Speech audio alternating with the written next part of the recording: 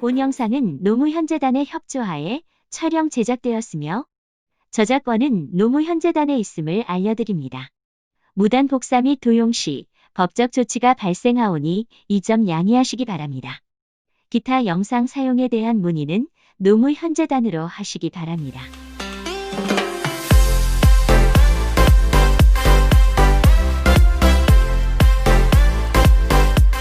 사람 사는 세상 노무현재단 유시민 이사장님을 큰 박수로 모시겠습니다.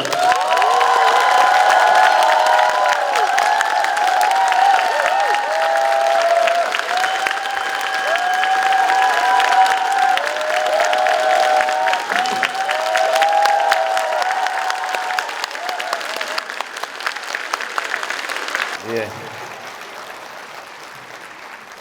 네, 반갑습니다.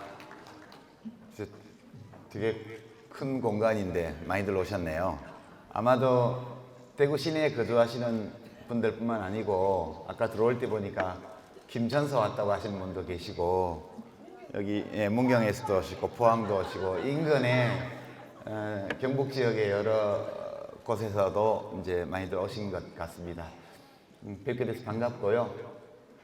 그리고 오늘 행사 준비해 주신 우리 김진태 상임대표님 비롯해서 대구 경북 노무현재단 지역위원회 일꾼 여러분들께도 감사 말씀드립니다. 제가 오늘 강의할 주제는 서로 상의해서 정했는데, 근데 언론의 역할과 우리들 시민들 개개인의 역할이라는 좀 추상적인 제목입니다만, 이제 실제 그런 제목을 정한 이유는 요즘 이제 언론에 대해서 굉장히 비판적인 지적이 많이 나오고 있는데 아무리 시민들이 언론에 대해서 지적을 해도 언론이 별로 바뀌는 것 같지는 않고요. 또 바뀔 가능성도 별로 없어 보입니다. 여기 아까 들어오면서 보니까 연합뉴스 취재 차량이 보이던데 기자분들도 좀 오셨을 것 같아요. 그래서 오늘 이 시간 제가 드릴 말씀 같이 좀 들으시면서 생각 좀 나누시고요. 혹시 오늘 이 강연에 대한 기사를 쓰신다면 아주 정확하게 이렇게 내용을 요약하고 핵심적으로 중요한 내용을 뽑아서 이제 보도에 주시는데 저희 강의가 좀이라도 도움이 되기를 이렇게 바라는 마음으로 하겠습니다. 전체 시간 2시간으로 잡혀져 있는데 제가 한 1시간 이내에 제가 준비한 말씀 내용을 이제 말씀드리고요. 그다음에 여러분들이 미리 주신 질문 또 제 말씀 중간에 또 추가로 주신 질문 중에서 진행 맡으신 분이 뽑아서 대신 저에게 물어주시고 제가 답드리는 그런 순서로 하고자 합니다. 미리 양해 말씀 구할 것은 제가 여러 사정이 있어서 막 사인하고 이런 거는 끝나고 못하고요. 이렇게 보시는 것처럼 어렵습니다. 그리고 일일이 사진을 찍어 드리는 것도 좀 어려울 것 같고요. 그래서 그냥 이렇게 얼굴 보는 걸로 목소리 듣는 걸로 질의응답 나누는 걸로 좀 너그럽게 양해해 주시기를 미리 부탁을 드립니다. 제가 그럼 준비해온 말씀을 좀 드리겠습니다. 먼저 미리 보내드린 자료가 있는데 지금 여기 보여질 수 있죠? 어떤가요? 예. 먼저 그래프가 어마어마하죠. 어마어마합니다. 제가 몇 가지 데이터만 가지고 왔는데요. 함께 우리 언론에 대해서, 우리들의 삶에 대해서 생각해 보는데 필요한 데이터들 몇 가지만 가지고 왔습니다. 되게 이제 언론이 중요한 거는 사실 우리가 세상의 모든 중요한 일들을 직접 체험해서 자기가 직접 볼 수가 없기 때문에 이제 기자분들이, 언론인들이 세상에서 일어나는 많은 일들 중에서 중요하다고 여기는 그런 사실들을 선택을 하고 그 사실들을 알려줄 때 이 사실이 어떤 의미가 있는지 또 다른 사실과 어떤 관계가 있는지를 함께 얹어서 보도를 하죠. 그래서 언론은 우리에게 사실만 전해주는 것이 아니고 그 사실이 가지는 의미, 그리고 그 의미를 해석하는 방법, 시각, 이런 것까지 한꺼번에 다 우리에게 전해줍니다. 그래서 언론을 믿을 수 있으면 참 좋겠죠. 언론 보도를. 신문 뉴스나 방송 뉴스를 그냥 아무 의심 없이 이것이 중요한 사실들이고 이 기사가 또는 이 칼럼이 이 중요한 사실들에 대한 믿을 만한 해석이다.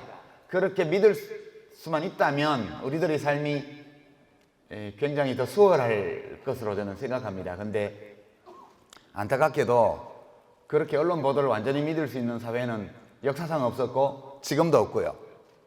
우리나라도 예외가 아닌데 우리나라는 특히 좀 심각합니다.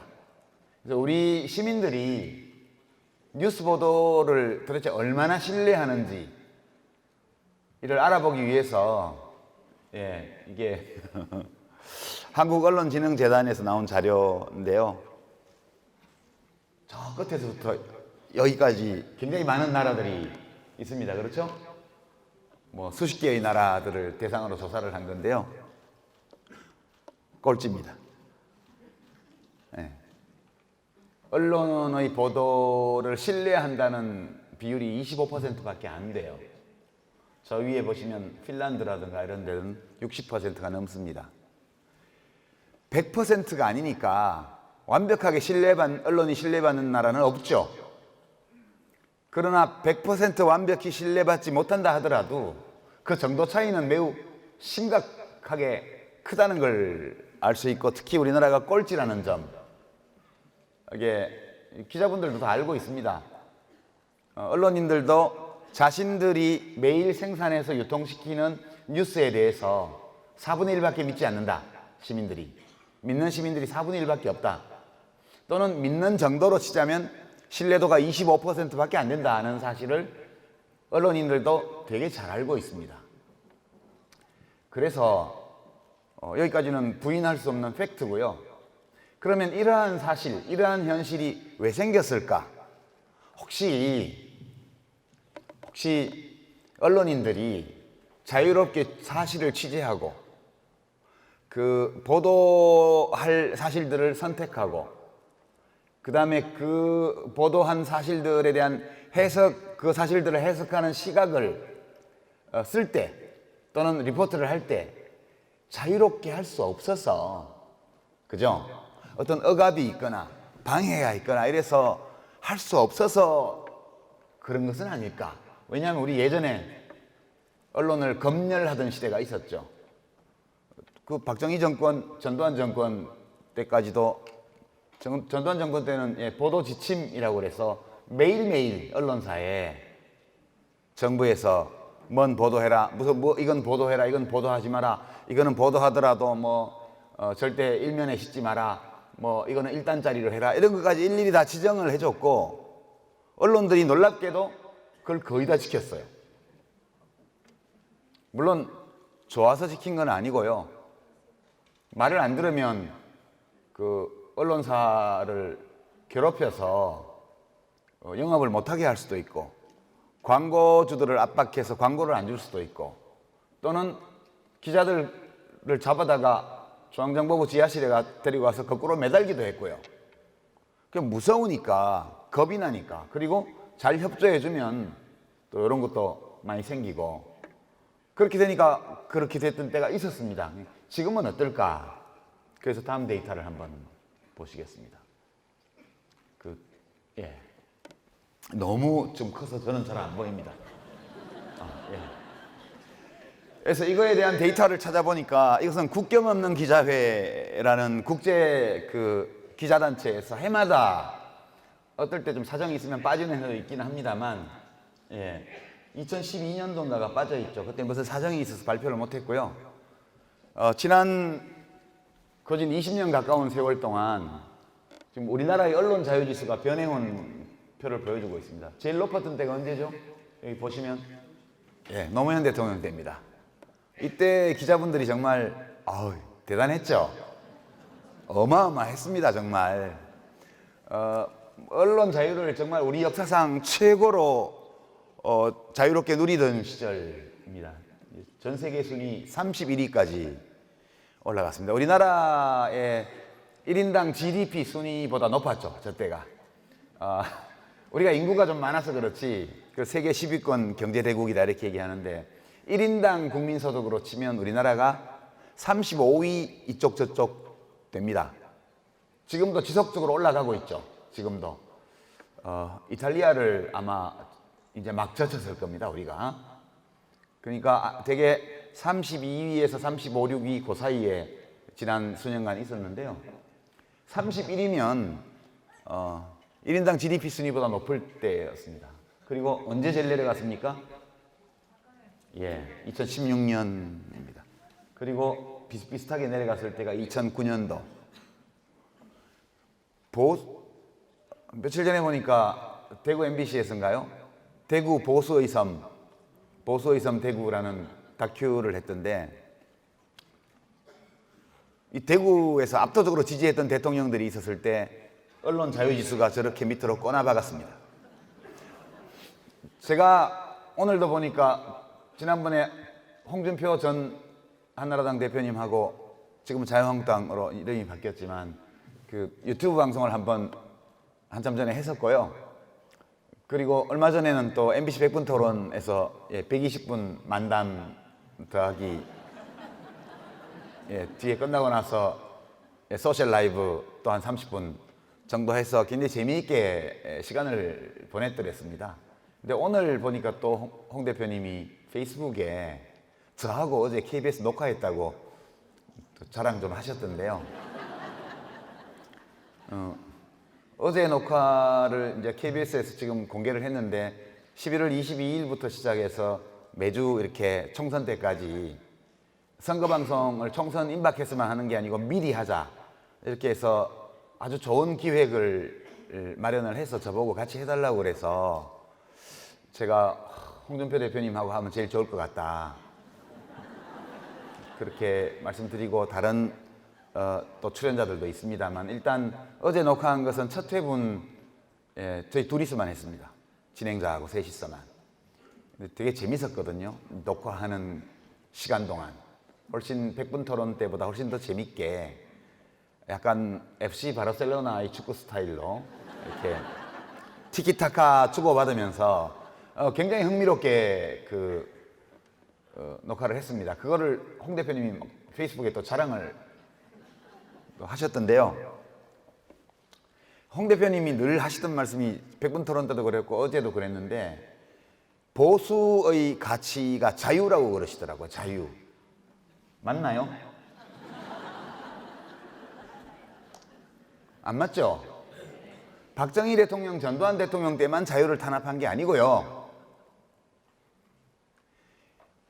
극히 최근까지도 이명박 대통령, 박근혜 대통령 때도 언론 자유 지수가 이렇게 72, 69위까지 내려갔다는 것은 자유로운 보도 활동이 이루어질 수 없게끔 표현의 자유를 억압하고 시민의 자유를 탄압했다는 뜻입니다. 여하튼 이 표가 보여주는 것은 아까 앞에서 본 우리 시민들이 언론 보도를 믿지 않는 이유가 언론 자유가 없기 때문이 아님을 보여주는 거예요. 한때는 저랬다 하더라도 지금은 많이 올라왔잖아요. 다시 참여정부 때까지 아직 올라오지는 못했지만 거의 다 올라왔습니다.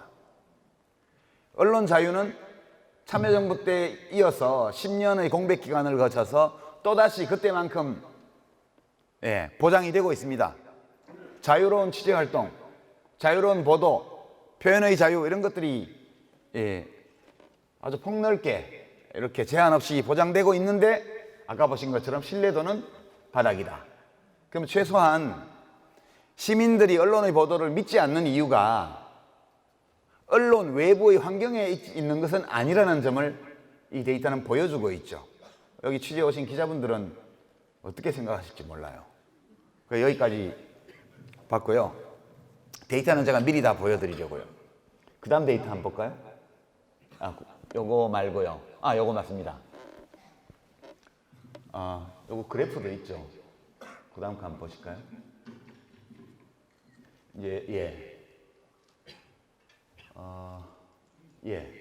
이 그래프를 보시면 제가 조금 이동할게요.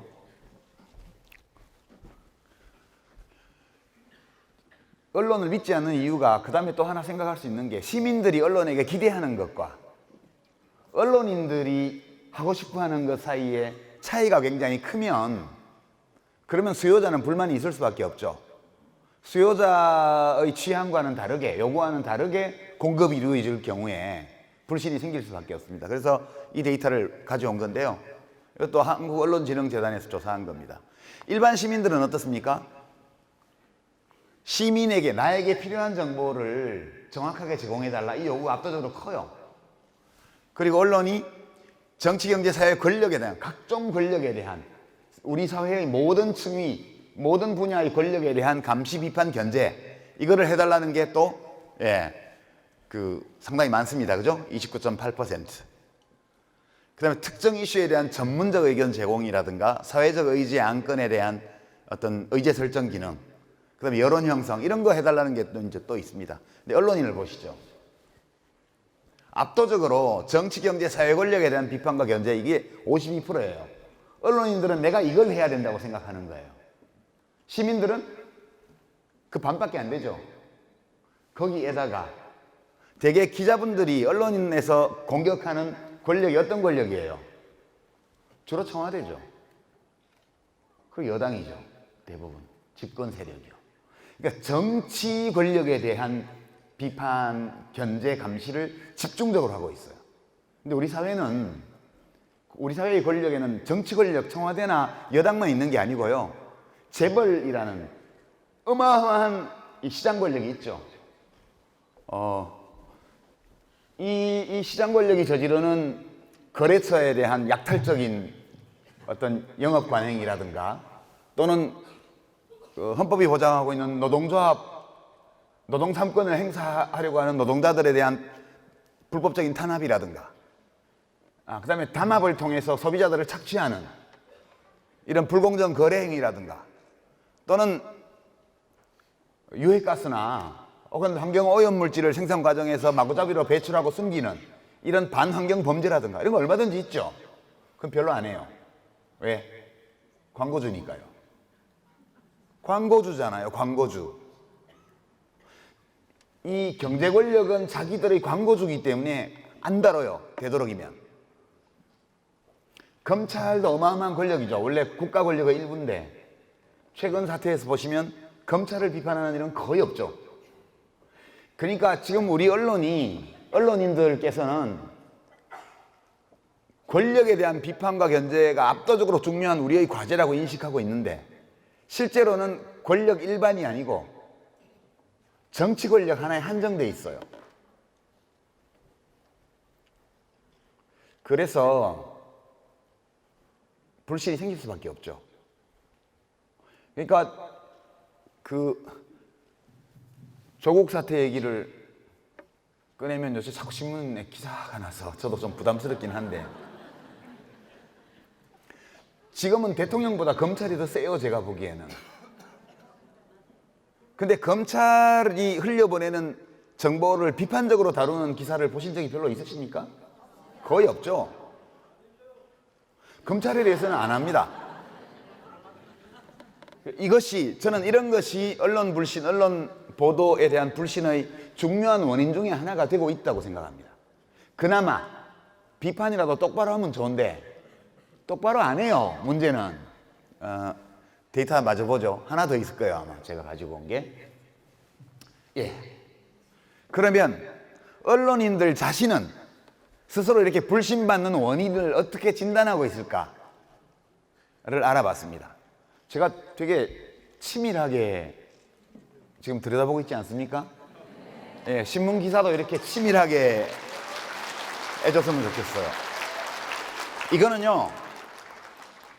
이거는 일반 시민들을 대상으로 조사한 게 아니고 언론인들을 심층 인터뷰해서 뽑아낸 데이터예요. 한국언론진흥재단에서요. 언론인들 스스로 아까 저렇게 언론의 자유가 만개한 상황에서 저렇게 불신을 받고 있는데 전문 직업인으로서 기분이 좋을 리가 없죠. 그러면 누구든 내가 불신과 적대감에 부딪히게 되면 왜 이럴까를 생각하게 됩니다. 그래서 그분들 스스로, 언론인 스스로 어떻게 진단했는가를 보여주는 거예요. 불신받는 원인 중에 제일 큰 거, 이거 복수로 답을 할 수 있게 한 조사인데요. 오보, 왜곡 보도, 선정 보도 등 품질이 저렴한 기사. 그다음에 제품이 품질이 안 좋아서 불신받고 있다는 뜻이에요. 공감되시죠? 네, 아주 훌륭합니다. 그 다음에 정치적 이념적 입장에 따른 정파적인 보도 40.9% 나왔습니다. 역시 올바른 진단이죠? 예. 기자의 전문성 취약. 이거는 이제 1번 제일 첫 번째 거하고 관계가 깊죠. 만약 외부에 이렇게 기사의 품질을 떨어뜨리는 외부 요인을 제외하고 본다면, 내부에서 원인을 찾는다면 기사 작성하는 사람이 수준이 낮으면 기사가 수준이 낮게 되죠. 예. 그 다음에 뭐 다른 것들이 쭉 있습니다만 제일 큰 건 압도적인 건 역시 예. 정치적 이념적 입장이 너무 강해서 어느 쪽에 치우쳐 있고, 그리고 기자들이 전문성이 약해서 저질의 기사가 대량 생산되고 있는 것이 불신의 원인이다. 맞습니까? 네. 정확하죠? 이게 언론인들 자신의 진단이에요. 저는 100% 동의합니다. 이 진단에 대해서. 근데 문제는 안 고친다는 거예요. 안 고쳐요. 예. 추임새 좋습니다. 이건 되게 고상한 얘기고요. 이따 어차피 질의응답 시간에 여러 얘기가 나올 거여서 이제 원래 주제에 집중해 보겠습니다. 이거는 굉장히 고상하게 우리가 높은 추상 수준에서 정리해 놓은 건데요. 사례 하나 보여드릴게요. 가져오지는 않았는데요. 막 나온 기사라서. 제가 취재를 많이 해요. 취재 때문에 낭패도 많이 당하고요. 제가 동양대 총장님 진짜 취재했던 거거든요. 그것 때문에 제가 지금 고발돼서 특수부에 배당이 돼가지고 지금 반부패 수사부 배당이 돼서 고아무개 뭐 부장님이 내 담당이라는데 언제 뭐 오라고 할지 모르겠어요. 이제 통지서가 오면 갈지 말지를 고민해야 될 텐데 일단은 제가 안 간다고 말씀을 드렸어요. 공개적으로. 예, 그랬더니 어떤 신문, 어떤 방송에서는 또 저보고 막 교만하다고 막 그러더라고요. 아니, 안 가는 거는 저희 권리예요. 헌법이 보장한. 그렇잖아요. 그리고 가더라도 말을 안 하는 것도 시민의 권리죠. 아니, 조국 교수가 검찰에 가서 아무 말도 안 하고 왔어요. 아유, 구차하게 일일이 답하고 싶지 않다. 그래서 진술 거부권 행사했어요. 그랬더니 그걸 막 욕하는 기사들이 막 나와요. 예. 황교안 대표가 갔다 왔잖아요. 검찰에, 경찰에. 오라고 도 안 했는데, 예. 자기 발로 가서. 자기 발로 왔는데 무슨 할 말이 있어서 갔을 텐데 묵비권을 행사했대요. 진술 거부권이요. 황교안 대표는 법률가잖아요. 평생 검사를 한 분이고 법률가시잖아요. 지금이라도 정치 은퇴하면 곤방 변호사 사무실 열어도 돼요. 근데 그분이 진술 거부권을 행사했다고 당당하게 말씀하셨잖아요. 그거에 대해서 시비를 안 걸면서 조국이 가서 진술 거부권 행사한 건 왜 욕을 해요? 이게 바로 정파적 입장에 기초한 정파적 보도예요. 그렇죠? 그렇지만 저는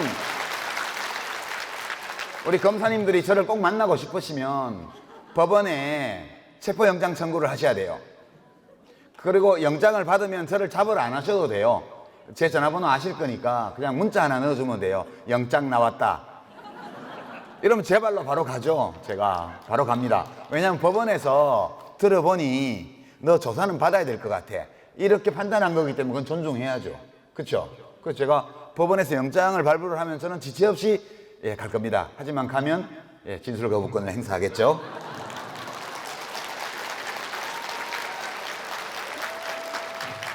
제가 정말로 취재 통화였어요.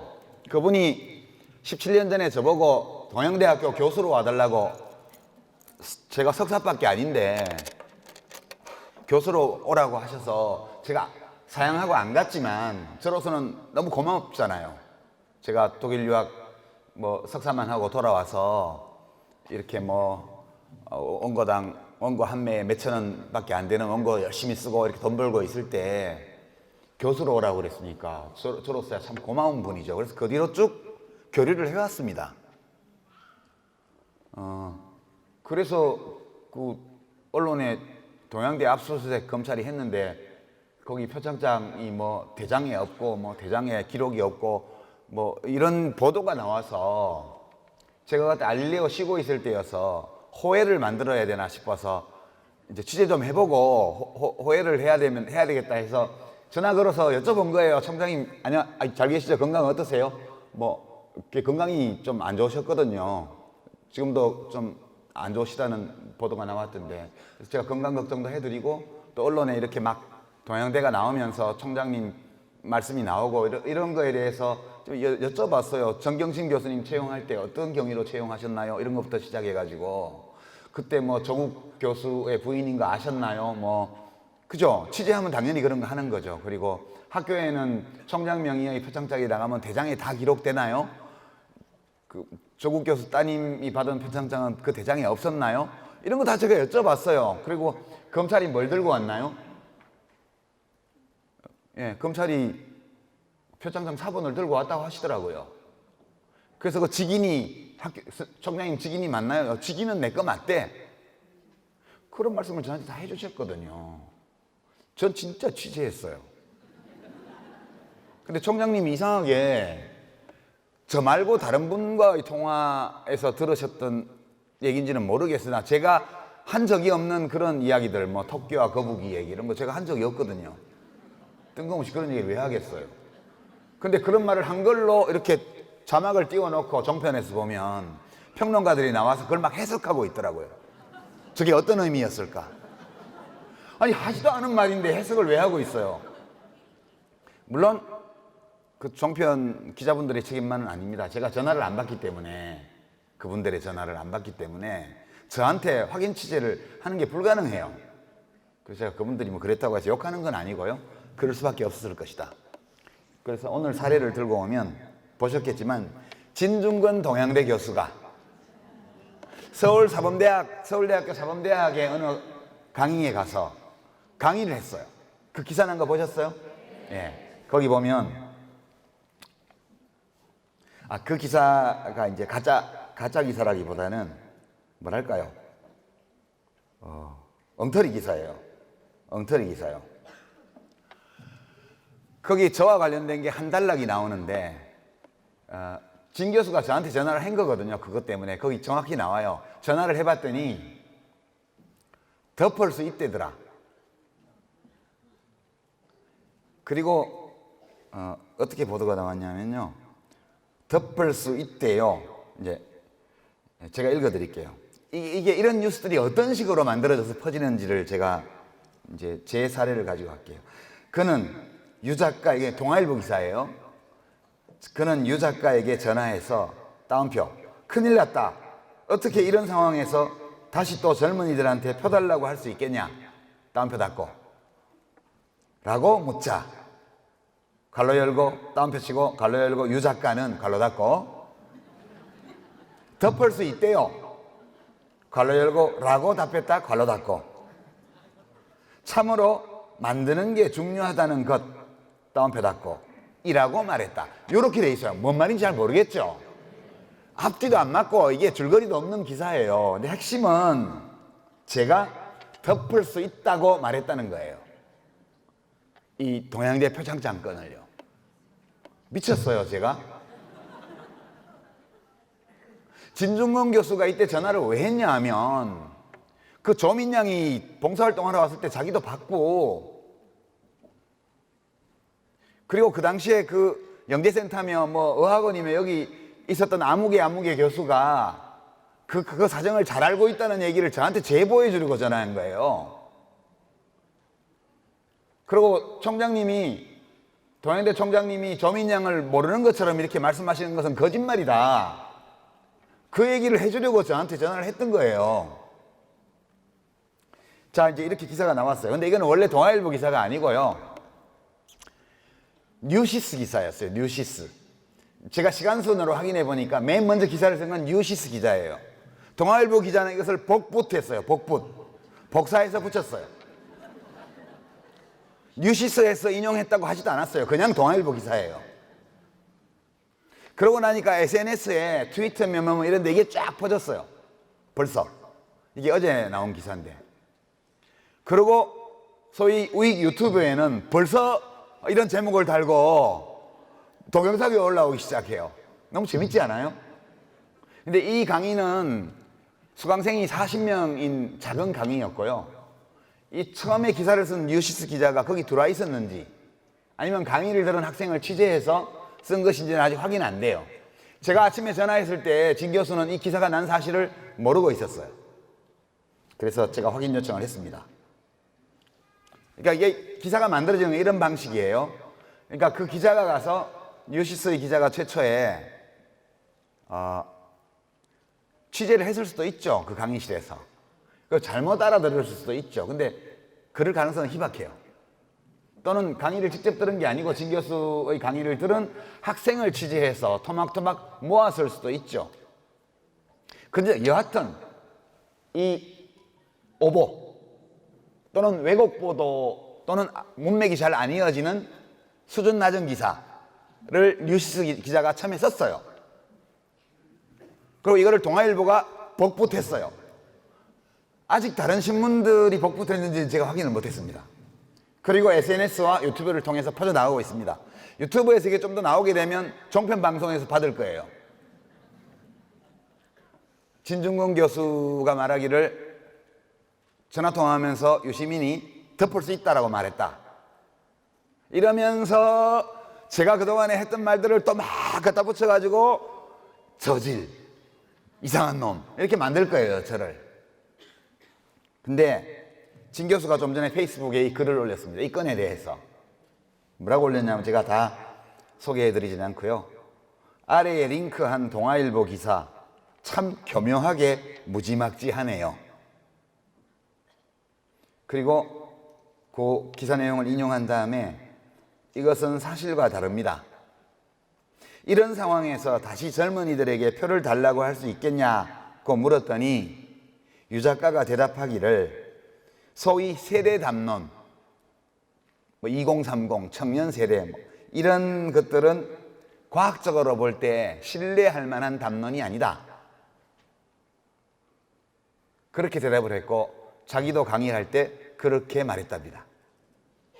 그리고 덮을 수 있대요 라는 것은 유 작가의 발언이 아닙니다. 이렇게 썼습니다. 여기다가 강연에서 이제 진 교수가 한 발언은 당시 내가 보기에는 유 작가는 표창장을 위조했느냐 사실 여부보다 이 사건에 대해서 법적으로 조국 교수 가족이 방어할 수 있느냐에 더 관심이 많은 것처럼 보였다.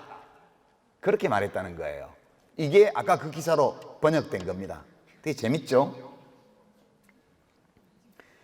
그리고 이제 저의 그런 입장에 대한 맞아요. 제가 진 교수가 이렇게 본 건 정확해요. 제가 그 표창장이 발급된 경위에 대해서 알고 있을 만한 사람들이 누가 있는지를 진 교수에게 물어봤고 진 교수가 그럴 만한 사람들을 저에게 소개해 줬어요.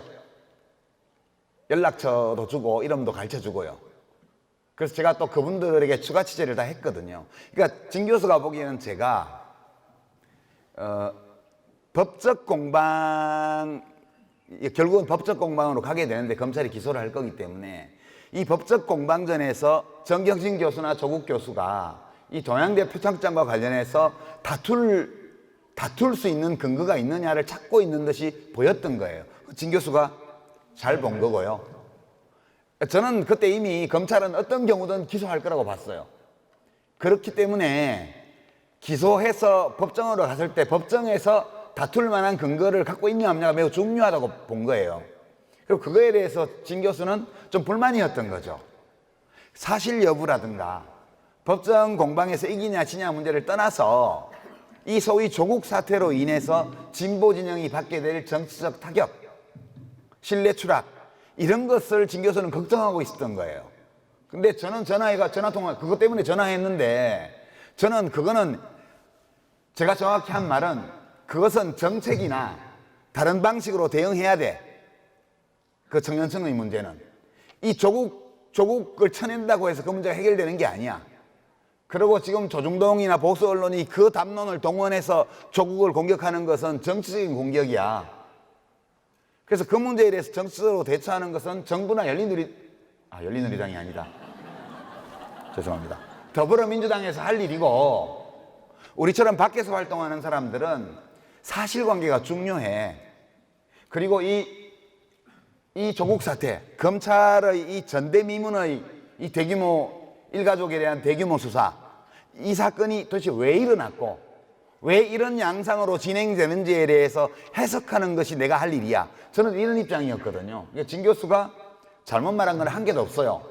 다만 보도가 그렇게 나왔던 거죠. 예, 그 밖에도 이 뉴시스가 처음에 보도했고 동아일보가 바로 받은, 복붙해서 받은 이 기사에 여러 가지 문제, 뭐 정경심 교수 아드님의 인문학 강좌 그 감상문이 온 아이디가 뭐 정경심 교수의 것이었다는 등의 발언을 진 교수가 한 것처럼 돼 있는데, 그것도 자기가 본 보도를 얘기를 한 거래요. 신문에 이렇게 난 걸 봤다고 얘기한 거예요.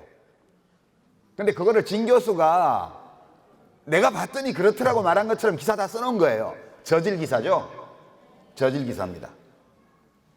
절대 바뀌지 않아요. 이런 식의 보도요. 그러니까 누군가가 처음에 보도를 할 때 제대로 취재 안 한 거예요.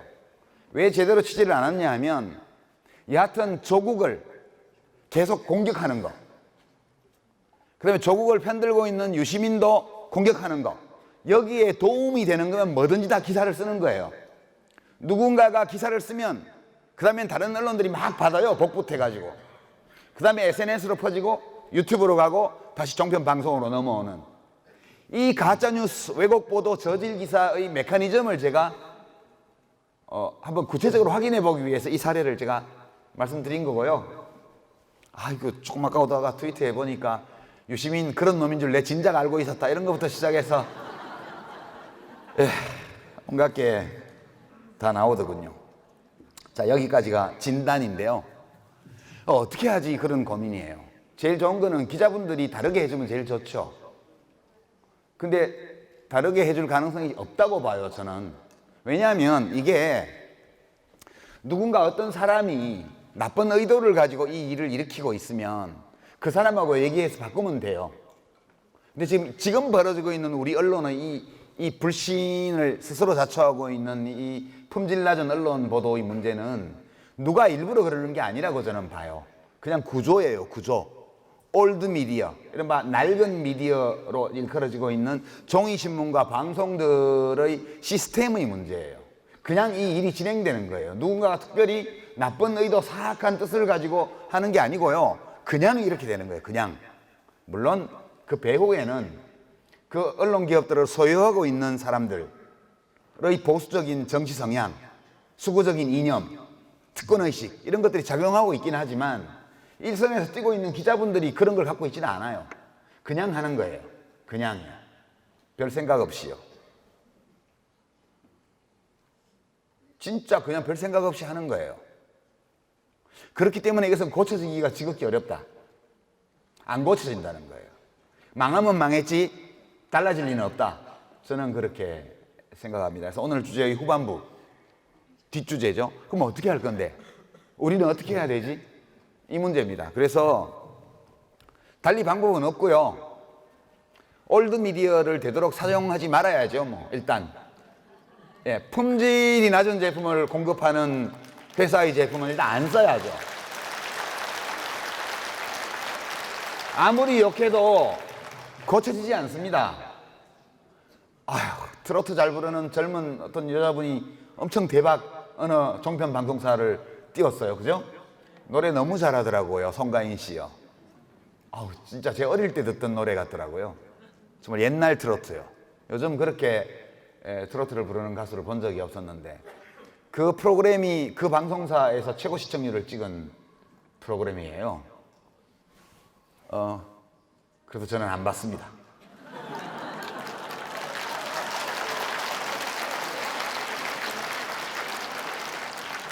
송가인 씨가 노래 부른 유튜브 동영상을 봤어요. 딴 데 가서 부른 거.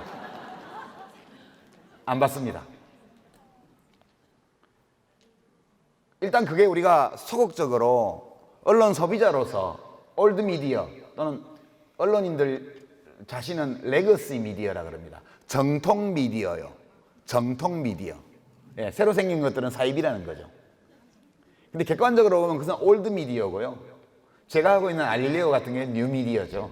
예.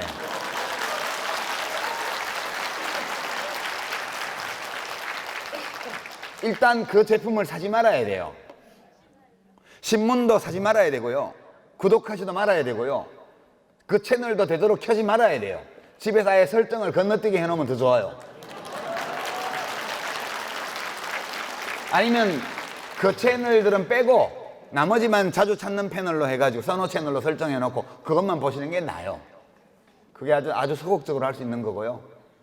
그다음에 댓글 달기, 댓글 달기. 댓글 달기 이거 좀 괴로워해요, 기자분들. 기자분들은 남에 대해서 지적하고 비판하고 이런 건 평생 하는 업이지만 자기 자신이 지적질 당하고, 그죠? 지적질 당하고 비판받는 것은 못 견뎌요. 예, 그래도 우리 시민들은 스스로 언론인이 될 수 있죠. 뭐 신문사, 방송사에서 월급 받아야 언론 활동을 할 수 있나요? 그건 아니죠. 시민들 스스로 언론 활동을 할 수 있습니다. 그래서 댓글 같은 것은 욕은 쓰지 마시고요. 예, 멋지게 쓰면 되죠. 비평, 비평에 대한 비평이요. 메타 비평, 고급진 용어로는 메타 비평이라고 그러는데, 언론이 수행하고 있는 비평에 대해서 언론 소비자가 비평하는 거죠. 그런 거 할 수 있고요. 그 다음에는 가짜뉴스, 왜곡 보도를 가려낼 수 있는 눈을 기르는 거죠. 제가 이 기사, 아까 제가 소개해드렸던 진중권 교수의 강의에 대한 기사를 뉴시스 동아일보에서 딱 봤을 때 처음에 제가 어떻게 생각했냐 하면 왜곡 보도일 거야. 그렇게 생각했습니다. 일단 내가 확인하기 전까지는 왜곡 보도지, 이거는. 왜냐하면 설마하니 진중권이 나한테 대해서 나쁜 말을 하겠어? 근데 그건 저니까 그렇게 생각하죠. 다른 사람들, 저하고 관계없는 사람들은 믿어버릴 수도 있죠. 그러라고 그런 기사를 내는 거거든요. 그래서 우리가 매사에 어떤 보도가 나올 때 이 보도가 정말 사실일까에 대해서 한 번쯤은 생각해보는 그런 태도를 가져야 되고요. 그 다음에 이 매스미디어, 이제 올드 미디어죠. 신문, 방송 이런 일방적으로 공급자가 쏴버리는 거예요. 이 올드 미디어의 특징은 불특정 다수를 향해서 공급자가 그냥 정보를 일방적으로 내보내는 거예요. 피드백은 이루어지지 않고요. 피드백이 와도 반응 안 해요. 댓글 아무리 달아도 그 해당 기자가 그 댓글에 대해서 댓글 달지 않아요. 그렇죠? 아무리 아프게 지적을 당해도 사실 착오가 있거나 고의 보도이거나 왜곡 보도라는 지적을 아무리 당해도 다음 기사에서 그걸 바로잡는 법이 거의 없습니다. 찾아볼 수 없어요. 그런 기자분이 있으면 천연기념물, 인간문화재 대접을 해드려야 돼요. 피드백 절대 안 합니다. 소통 안 해요. 상호 커뮤니케이션 절대 안 합니다. 일방적이죠. 처음부터 끝까지 일방적입니다. 그리고 누가 세게 지적을 하면 법적 조치 취하겠다 이렇게 나와요.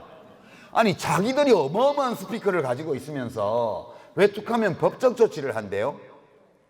말도 안 되죠. 한겨레 신문에 법조 기자, 검찰 기사 맨날 쓰는 어떤 분이 그것 때문에 그 칼럼 잘랐다고 해서 또 젊은 한겨레 신문 기자분들이 막 성명 내고 난리가 났죠. 그분에 대해서 그 전에 한겨레 신문에 근무했던 어떤 분이 비판을 했어요.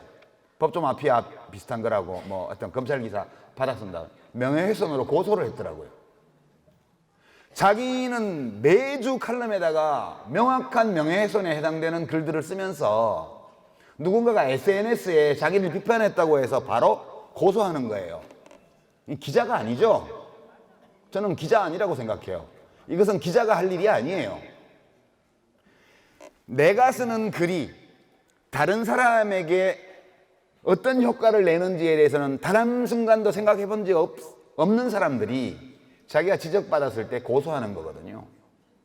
어느 정당에도 보면 고소 잘하는 분 계시더라고. 툭하면 고소한대. 툭하면. 에? 툭하면 고소한대. 법으로 해결 못할 문제를 해결하라고 정치를 맡겨놨더니 정치하다가 무슨 문제만 생기면 법원으로 끌고 가요. 그거를 검찰로 끌고 가고. 되게 정치인 중에 최고 못난 정치인이 툭하면 고소하는 정치인이고요. 기자 중에 최고로 못난 기자가 자기 기사에 대해서 비판받았다고 고소하는 기자예요. 정치인 기자로서의 자격이 없다. 저는 그렇게 생각합니다. 뉴미디어는 달라요. 뉴미디어는 쌍방향적입니다. 그죠? 제가 아는 알릴레오는 제가 댓글을 많이 소개하진 않지만 제가 댓글을 많이 보죠. 예, 그리고 공동진행자를 뽑을 때도 댓글에 시청자들이 올려놓은 의견들을 많이 참조해서 하고요. 그렇게 합니다. 충분치는 않지만 상호 커뮤니케이션 하려고 피드백을 받고 반영합니다. 그거를. 쌍방향적이고요. 그리고 시청자들이 저한테 슈퍼챗으로 돈을 싸주고요. 그죠? 완전히 쌍방향적이잖아요. 이게 뉴미디어의 특성입니다. 그리고 저는 뭐 하다가 잘못됐으면 바로 사과하고 바로 정정하고 그렇게 합니다. 제가 좀 창피하기는 해도 그 죄 지은 건 아니잖아요. 열심히 하다 보면 오류가 날 수도 있죠. 언제든지. 사람이 어떻게 완벽합니까? 오류가 나면 오류를 바로 잡으면 되죠. 예를 들어서 뭐 정경심 교수 자산관리인이었던 김경록 씨가 JTBC하고 인터뷰를 안 했는데 제가 정확하게 그렇게 표현은 안 했지만 맥락상 김경록 씨가 JTBC가 거절한 것처럼 그렇게 맥락이 전달이 됐죠. 그래서 제가 바로 잡았잖아요. 죄송하다고 그러고. JTBC는 하려고 했는데 김경록 씨가 거부한 거라고요. 그래서 바로 잡고 사과를 했습니다. 근데 문제의 심각성을 치자면 김경록 씨가 거부한 것이 더 심각한 문제예요. 그렇죠? JTBC는 정말 억울한 사람들, 가리워진 진실을 드러내고 싶어하는 사람들이 찾아가던 방송국이었잖아요. 근데 JTBC에서는 인터뷰를 하자고 그랬는데 김경록 씨가 냉정하게 거절했습니다. 불신 때문이죠. 안타까운 일이에요. 저는 다시 JTBC가 사람들이 진실을 알리기 위해서 찾아오는 방송국이 됐으면 좋겠어요.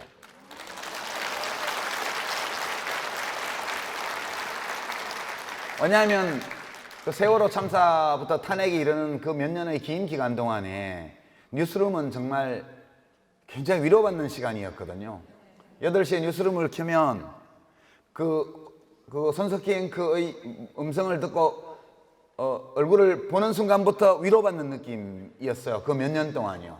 매우 저 자신에게는 매우 소중한 언론사였기 때문에 특히 안타까워서 제가 그 말을 했던 건데 표현이 잘못되어서 사실관계가 잘못 전달됐죠. 그러면 저는 즉각 바로잡고 사과 필요한 만큼은 사과를 합니다. 언론인들도 그렇게 해주셨으면 좋겠어요. 그죠? 지나친 요구인가요?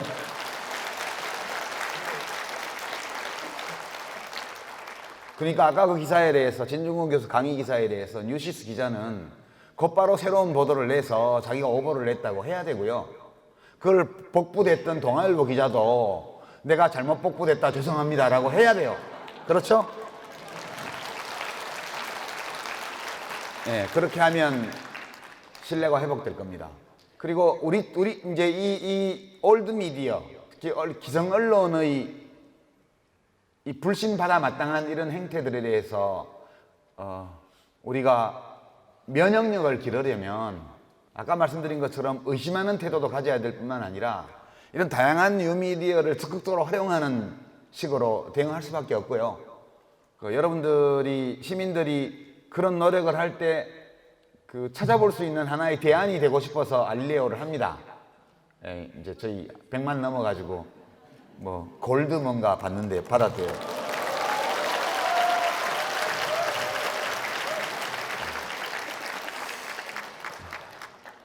답답하시죠? 제가 뭐 이렇게 시민들이 뭘 할 건가 이렇게 말씀드려도 이게 특효약은 아니에요. 그냥 어쩔 수 없이 기성 언론이 변화하지 않을 거기 때문에, 변화할 가능성이 없어 보이기 때문에 어쩔 수 없이 우리가 변할 수밖에 없는 거죠. 우리가 더 능동적으로 대응할 수밖에 없다. 그렇게 보고요. 이런 노력들이 많이 이루어지고 있다고 봐요, 저는. 그래서 최근에 이른바 조국 사태를 지나가고 나서 각 언론사의 여론조사, 여러 여론조사 기관의 조사에서 조사 방식과 시점은 다 달라도 문재인 대통령이 국정 수행을 잘하고 있다는 대답이 다시 올라와서 한 반쯤 됐잖아요. 다시 더불어민주당의 지지율과 정의당의 지지율을 합친 거예요. 저는 그게 되게 중요하다고 보는데 더불어민주당과 정의당의 지지율을 합친 것도 거의 50% 가까이 왔잖아요. 다시 저는 이게 기적처럼 느껴지더라고요. 언론 보도를 보고 있으면 대통령 국정수행 지지도는 한 10% 가야 되고요. 더불어민주당 지지율도 10%로 깔아앉았어야 돼요. 안 그런가요? 그런데도 이렇게 대통령 국정수행 지지율과 여당인 더불어민주당 플러스 정의당의 지지율, 이것이 50% 선을 이렇게 걸쳐 있다는 것은 저는 그 저변에는 이런 미디어에 대한 불신을 깔고 스스로 정확한 사실을 찾아 나서고 합리적인 사실에 대한 합리적인 해석의 방법을 찾아 나서는 시민들의 노력, 뉴미디어와 SNS를 통해서 서로 주고받는 정보, 이런 것들이 토대에 있기 때문에 그나마 우리 사회가 이 정도로 지탱하고 있는 것이 아닌가라는 생각을 하게 됩니다. 예.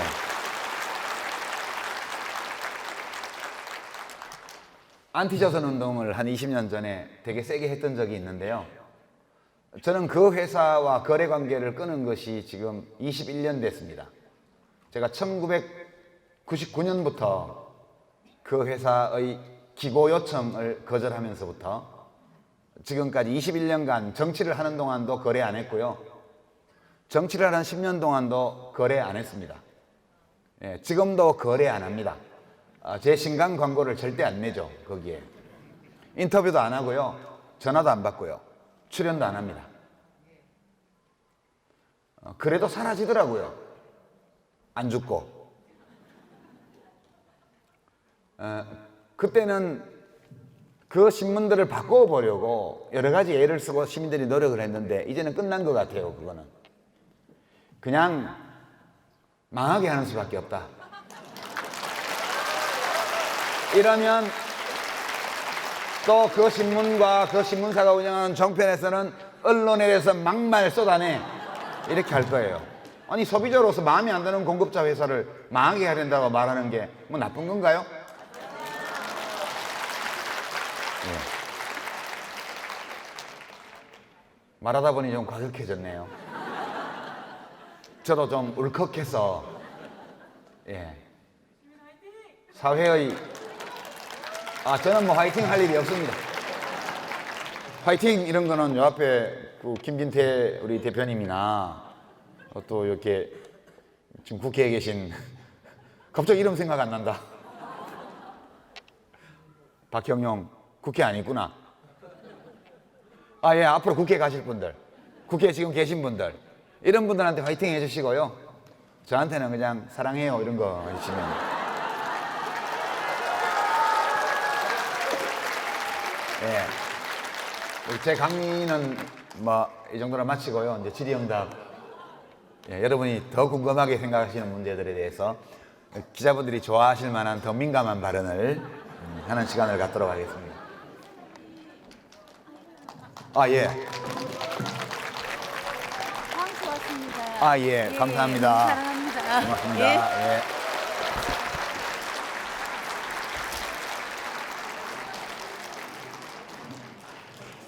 예. 질문이 너무 많이 들어서 제가 선별하려고 너무 힘이 듭니다. 재미있는 질문 한번 그 밑으로 한번 하고 그 질문을 넘어가겠습니다. 유시민 이사장님, 뭘 먹고 잘생겼나요? 답변을 거부하겠습니다. 미모가 훌륭하십니다. 작가님 미모 관리 비결은 이상하게 점점 젊으시고 외모가 역변하시는데요. 비결이 무엇인가요? 진술 거부권을 행사하겠습니다.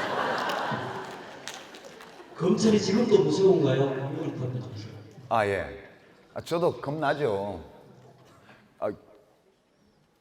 그때는 화이팅이 필요하기도 하겠다.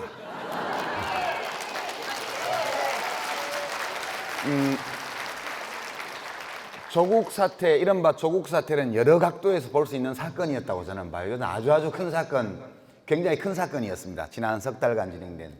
근데 여러 측면에서 앞으로 연구해 볼 만한 가치가 있는 사건이라고 보고요. 아직도 이게 끝난 건 아니죠. 아닌데 제가 받은 느낌 중에 이런 게 있었어요. 이번 조국 사태에서 검찰과 법원은 저로 하여금 아주 중요한 사실을 하나 알게 해줬습니다. 우리 모두는 언제든지 구속될 수 있구나. 우리 모두는 언제든지 구속될 수 있구나. 근데 구속되지 않고 이렇게 강연을 다니고 이렇게 오셔서 강연을 듣고 할 수 있는 이유는 검찰이 입건하지 않았고 법원이 영장을 발부하지 않았기 때문이다. 봐준 거죠. 검찰과 법원이 우리를 봐주고 있기 때문에 우리가 여기 있는 거예요. 조국 가족을 수사했던 식으로 털면 안 걸릴 사람 몇이나 있을까요?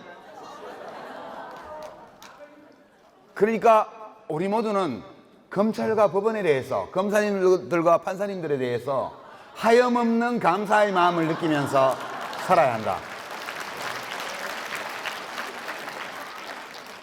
이런 사실을 제가 깨닫게 되었는데 어찌 검사들이 겁나지 않겠습니까? 저도 겁나죠. 그냥 봐주기만 바랄 따름이죠 뭐. 계속해서. 이건 정말 심각한 문제인데요. 만약 경찰서에서 와가지고 선생님 차의 블랙박스를 떼가겠습니다. 아니, 우리가 캥거루 운전하고 이런 거 좋은 건 아니죠. 카메라인데 속도 줄였다가 카메라 지나가고 나면 왕 과속하고. 이거 결코 잘하는 일이 아니죠. 엄격히 말하면 도로교통법 위반이에요. 그죠? 그렇지만 우리 모두는 그렇게 운전하고 다니죠. 그런데 블랙박스 떼가가지고 운행 기록 다 점검한 다음에, 그죠? 과속했을 때마다 딱지 떼면 1년치만 해도 한 5천만 원 나올 겁니다. 과태료가.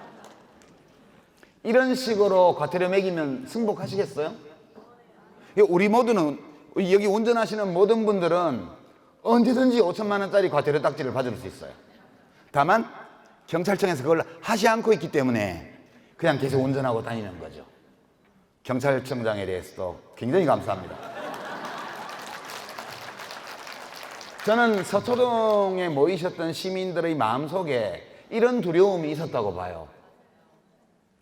내가 당한 일은 아니에요. 조국 가족이 당한 일은. 내가 당한 일은 아니에요. 그건 나는 법무부 장관도 할 일이었기 때문에 그런 처지에 갈 가능성도 없어요. 그러나 어떤 시민을 권력기관이 마음만 먹으면 다 그렇게 할 수 있다, 이렇게 생각한다면 우리 모두는 굉장한 억압받는 느낌을 가지고 살아갈 수밖에 없죠. 이게 저는 이런 두려움의 감정이 그 시민들의 마음속에 있었던 것이 아닐까. 계속 10년 동안 고시 공부를 한 이후에 계속 검사 생활을 했던 윤석열 검찰총장은 이런 우리들의 마음을 이해하지 못할 것 같아요. 이해하지 못하는 것 같아요. 예, 그 점이 참 안타깝고요. 무서워요. 예, 어제 수능 있었죠. 오늘 수능생 데리고 엄마하고 같이 오실 분 좀 많이 있는 것 같아요. 제가 몇 가지 묶어서 질문 드리겠습니다. 유이 사장님 반갑습니다. 이번에 수능 본 딸을 데리고 왔는데 여기 왜 있는지 모르겠다는 딸에게 소중한 한 말씀 부탁드립니다. 예. 바로 일어서서요. 나가셔야 돼요. 이렇게 엄마 손에 끌려서 뜻도 모르는 데 와서 앉아있으면 안 돼요. 하고 싶은 일을 해야 돼요. 얼마나 소중한 시간이에요. 한번 흘러가면 다시 못 돌아와요. 지금 바로 나가셔가지고 영화관을 가든가 카페를 가든가 그렇게 하세요. 앞으로는 엄마 따라오지 마세요. 같이 연관돼서 몇 가지. 중학생 아들을 데리고 왔습니다. 청소년기에 알아야 할 정치적 문제가 어떤 것이 있을까요? 부모 교육이 먼저이겠지만요. 수능 끝난 고3에게 한마디 해주세요. 예비 대1입니다. 이 본인이네요. 대학 시절 무엇을 하면 좋을까요? 진짜 하고 싶은 일은 어떻게 할까요? 이 시대의 청년의 역할에 대해서 한 말씀 부탁드립니다. 한꺼번에 좀. 예. 이 모든 질문에 대한 답은 저희 졸저 어떻게 살 것인가를 읽으시면 되겠습니다. 근데 한 가지만 말씀을 드리자면 그냥 하고 싶은 대로 하게 해주는 게, 그러니까 본인들로서는 하고 싶은 걸 하는 게 제일 중요한 것 같고요. 부모님들은 애가 하고 싶어 하는 걸 하게 도와주는 거. 나머지는 다 부질없는 것 같아요, 제 생각에는. 그냥 우리 모두가 어찌 보면 여기 잠깐 왔다 가는 존재들인데, 그죠? 진짜 잠깐 왔다 가는 거예요. 제가 이제 올해가 기해년이죠. 제가 기해생이라서 올해 환갑을 저도 이제 지났는데, 물론 짧은 시간은 아니었다고 생각해요. 짧은 시간은 아니었다고 생각하지만, 이제 저한테 몇 년 정도가 더 남아있을까 이렇게 생각해 보면, 이제 그렇게 긴 시간이 남아있는 건 아니다. 그러니까 이제 시간이라는 것이 저한테 굉장히 희소성이 높은 어떤 재화가 됐어요. 자원이 됐어요. 이제 그렇게 되니까 이 시간을 어떻게 써야 되지라는 고민을 더 많이 할 수밖에 없죠. 근데 이 고민은 더 일찍부터 하면 더 좋죠. 그러니까 20년이 남았을 때 고민하는 것도 의미가 있지만 40년이 남았을 때부터 고민하면 더 좋고요. 60년 남았을 때부터 고민하면 더더욱 좋죠. 지금 수능 끝난 학생들은 통계표, 생명표를 보면 60년 이상 남아 있거든요. 저는 이제 한 20여 년 이제 남아 있는 것 같고요. 그러면 60년 남은 사람이 하는 그 고민은 20년 남은 제가 하는 고민보다 최소한 3배의 가치가 있죠. 20년과 60년은 사실은 절대적으로는 차이가 있지만 긴 이런 자연의 어떤 시간에 비춰보면 똑같은 찰나의 시간입니다. 누구 미워하면서 시간 보내고, 누구와 다투면서 이 열정을 쏟고, 누구와 경쟁하는 데 에너지를 소모하고, 이렇게 하면 나중에 아무것도 안 남게 될 거라고 봐요. 결국 우리에게 중요한 것은, 우리 삶에 중요한 것은 매 순간 느끼는 감정, 그게 제일 중요하다고 보고요. 어차피 죽으면 저는 아무것도 안 남는다고 생각해요. 저에 대한 기억이 조금 남겠지만, 또는 제가 쓴 책도 한동안 누군가의 서가에 있을 수 있겠으나 그것도 시간 문제예요. 좀 더 시간이 지나면 어차피 다 소멸되거든요. 결국 우리 삶에서 굉장히 제일 중요한 것은 내가 지금 이 순간 느끼는 생각과 감정, 그것이 나에게 좋게 다가오면 그것이 나를 기쁘게 하면 행복한 삶이고요. 내가 지금 하는 생각과 내가 느끼는 감정들이 나를 굉장히 불편하게 하고 아프게 만들면 잘못 살고 있는 거예요. 그래서 엄마 손에 이끌려서 왜 왔는지도 모르겠는데 여기 앉아서 괴로운 시간을 보내고 있다면 이 시간이 흘러가면 다시는 오지 않거든요. 그래서 가시라고 한 거예요. 제가 앞으로는 절대 엄마 따라오지 말라고, 자기가 가고 싶은 것을 찾아가라고요. 그래서 우리 모두가, 저는 그 생각하면서 어떨 때 내가 행복한 감정, 밝은 감정을 가지게 되고, 뭘 할 때 내가 생각이 굉장히 활발해지는지 이런 것들을 스스로 생각해보고, 특히 이제 수능을 마쳤거나 이제 막 사회로 진출할 준비를 하는 청년들의 경우에도 그것이 매우 중요하다, 저는 그렇게 생각하고 제 아이들한테도 늘 그렇게 말합니다. 그냥 하고 싶은 걸 하라고요. 그리고 아빠가 뭐 힘을 보태줄 게 없으면 할 수 없고, 혹시라도 거기 뭐라도 힘을 보탤 게 있으면 얘기하고, 혼자서 해나갈 수 있으면 해나가고, 그렇게 얘기하는데 그거면 되지 않을까 싶어요.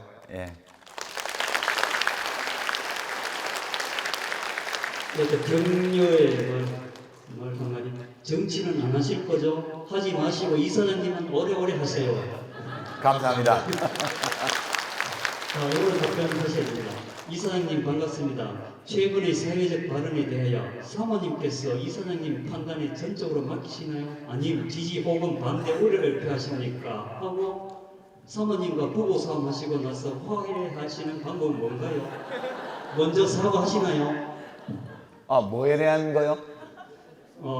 최근의 사회적 발언에 대하여 사모님께서 최근 발언이요? 판단에 대해서 지지하고 조국 사태 이런 거요? 네. 아니, 무서운 검사들하고 자꾸 싸우는데 좋아할 리가 있나요? 아무래도 걱정이 많죠. 걱정이 많고, 이제 우리 모두가 그걸 겪었는데, 심리적 기복을 겪었죠. 조국 사태에서. 처음에 이 의혹들이 막 나올 때, 그때는 실망감도 있었을 것이고요. 누구나 다. 그 다음에, 설마 이런 것까지 사실일까 하는 이제 의구심도 들었을 거고요. 그리고,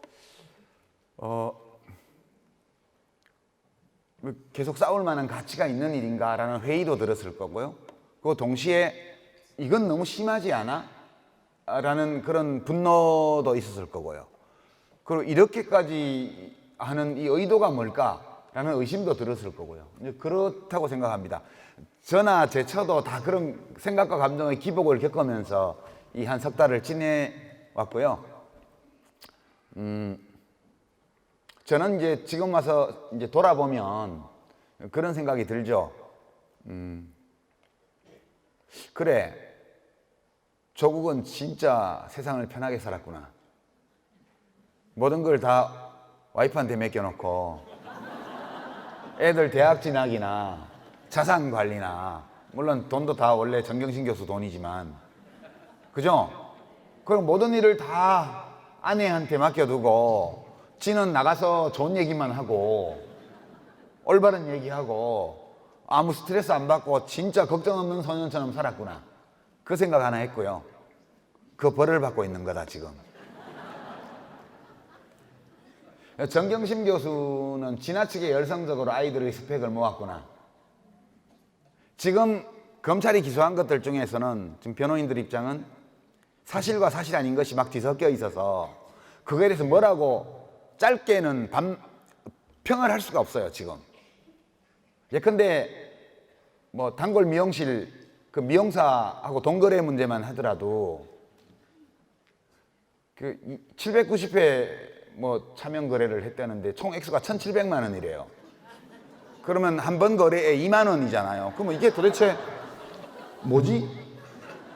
아니 차명 주식 거래 그러면 최소한 회당 최소한 200만 원이라도 되든가 아니면 2천만 원이라든가 이러면 몰라도 어떻게 회당 거래액이 2만 원짜리 차명 거래액이 790회가 있을 수 있지? 이런 게 이제 제가 보면서 드는 느낌이에요. 제가 지금 공소장을 분석 중이라서요. 다음 주 알릴레오 라이브에서 분석 결과를 내놓을 거예요. 되게 재밌어요 공소장이. 지금 읽고 있는데, 예. 이게 뭐지? 이게 회당 2만 원짜리 차명 거래가 정경심 교수의 돈이 미용사의 계좌로 왜 갔지? 다 계좌로 간 거거든요. 혹시 제 요새 헬스클럽 다녀요. 아까 그 질문 나왔는데 이제 나이가 들면 근육이 1년에 1%씩 없어진대요. 그래서 이제 근육 유지를 해야 이제 건강 유지가 되니까 운동을 하러 다니는데 제가 80회분을 한꺼번에 결제했거든요. PT요. 개인 트레이너요. 80회를 하면 기백만 원 돼요.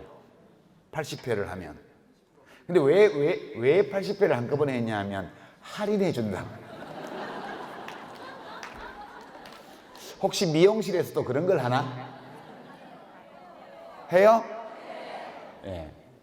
제가 장관할 때 만들어줬던 피부 미용사회라는 법인이 있는데요. 제가 자격증도 만들어주고 법인도 인가해줬죠. 그분들이 저를 되게 좋아하시는데 그분들하고 어울리면서 얘기 들어보니까 피부 관리실에서는 그런 걸 확실히 하더라고요. 한꺼번에 몇 회분 이렇게 해가지고 딱 끊으면 30% DC, 20% DC. 혹시 미용실도 그런 걸 하는 게 아닐까? 이런 생각을 하면서 제가 공소장을 보고 있어요 지금. 그러니까 사실과 사실 아닌 것이 뒤섞여 있기 때문에 조금 판단하기 어려운데요. 그냥 그런 것 말고는 이렇게 주식 거래하다가 보면 불법이라고 혹시라도 누군가 시비 걸 수 있는 소지가 있는 뭐 주식 거래가 있었다든가 일부, 또는 뭐 돈거래 관계에서 누가 시비를 걸 수 있는 것이 있었다든가, 또는 자녀들의 학교 진학을 위한 스펙을 만드는 과정에서 실제로 했던 것과 거기 표기된 것 사이에 부풀리기가 있었던 것, 이런 것들은 저는 있었으리라고 봐요. 있었던 걸로 보여요. 흔히 하는 것처럼. 남들도 다 하니까 괜찮다 그런 뜻은 아니에요. 예, 마치 카메라 없는 데서 과속하다가 나중에 잡히는 것처럼 블랙박스 떼가는 바람에. 지금 정경심 교수의 공소장에 나와 있는 내용은 전부 지난 10년치의 저희 자동차 GPS 기록을 다 뒤져가지고 모든 범법사항이 될 수 있는 가능성을 다 찾아내서 공소장에 쫙 깔아놓은 거거든요. 저는 이거를 황새식 공소장이라고 얘기를 하는데요. 황새사냥법에 따른 공소장이에요. 여러분, 황새가 멸종했죠? 거의. 근데 목이 긴 다른 새들은 살아있죠? 두루미라든가 가마우지라든가 얘네들이요. 겉보기에는 전부 다 똑같이 생겼어요. 거의. 목이 길고. 그죠? 근데 왜 황새만 거의 멸종했을까요? 제가 본 어떤 책에는 사냥 방법의 차이 때문이라고 그러더라고요. 다른 새들은 눈이 좋대요.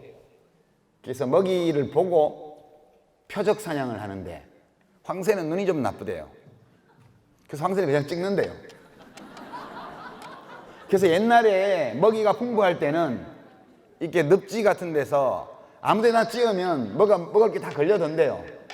그래서 황새가 살았는데 농약 이런 것들 때문에 미꾸라지가 다 없어지니까 논에서 황새가 사냥에 성공할 확률이 굉장히 희박해서 굶어 죽었다는 거예요. 맞는지는 몰라요. 제가 본 어떤 책에 나온 얘기인데 그게 생각나더라고요. 이 공소장을 보면서. 사실관계는 두 가지죠. 하나는 주식거래에 관한 거, 다른 하나는 아이들 스펙에 관한 거. 근데 범죄 혐의는 15개예요. 그죠? 15개. 그러니까 뭐 표창장과 관련해서 한 5개 정도의 혐의가 들어있죠. 뭐 사문서 위조, 동행사, 뭐 위기에 의한 업무방해 뭐 이렇게 하여튼 표창장 관련해서 5개나 돼요. 이거를 제가 배웠던 법학 개론 시간에 배웠던 걸로는 상상적 경합이라고 그러는데 실제 여러 건의 범죄가 있었던 것이 아니고 하나의 행위에 적용할 수 있는 모든 법규들을 다 걸은 거죠. 그래서 15개인가를 걸어놨는데요. 15번 쪼면 한 번 정도는 미꾸라지를 잡지 않을까. 어떤 언론에서는 투망식 공소장이라고 표현을 했던데 투망식 공소장이라는 표현보다는 저는 황새사냥법과 비슷한 공소장이다. 황새가 사냥하는 방법과 비슷한. 눈이 나쁘다는 뜻이죠. 예. 그래서 비디오에 얼굴이 나와도 법무차관 한 분은 못 알아보잖아요. 눈이 나빠요. 이야기하다 보니까 번져나갔는데 다음 질문 소화할까요? 재밌었나요? 제가 스탠딩 코미디를 해도 되겠어요? 오늘의 주제하고 맞는 것 같은데 앞에 이사장님이 상대 안에는 오늘 저희가 언론인 만큼 조선일보의 친일 문제에 대한 질문을 드리고 싶습니다.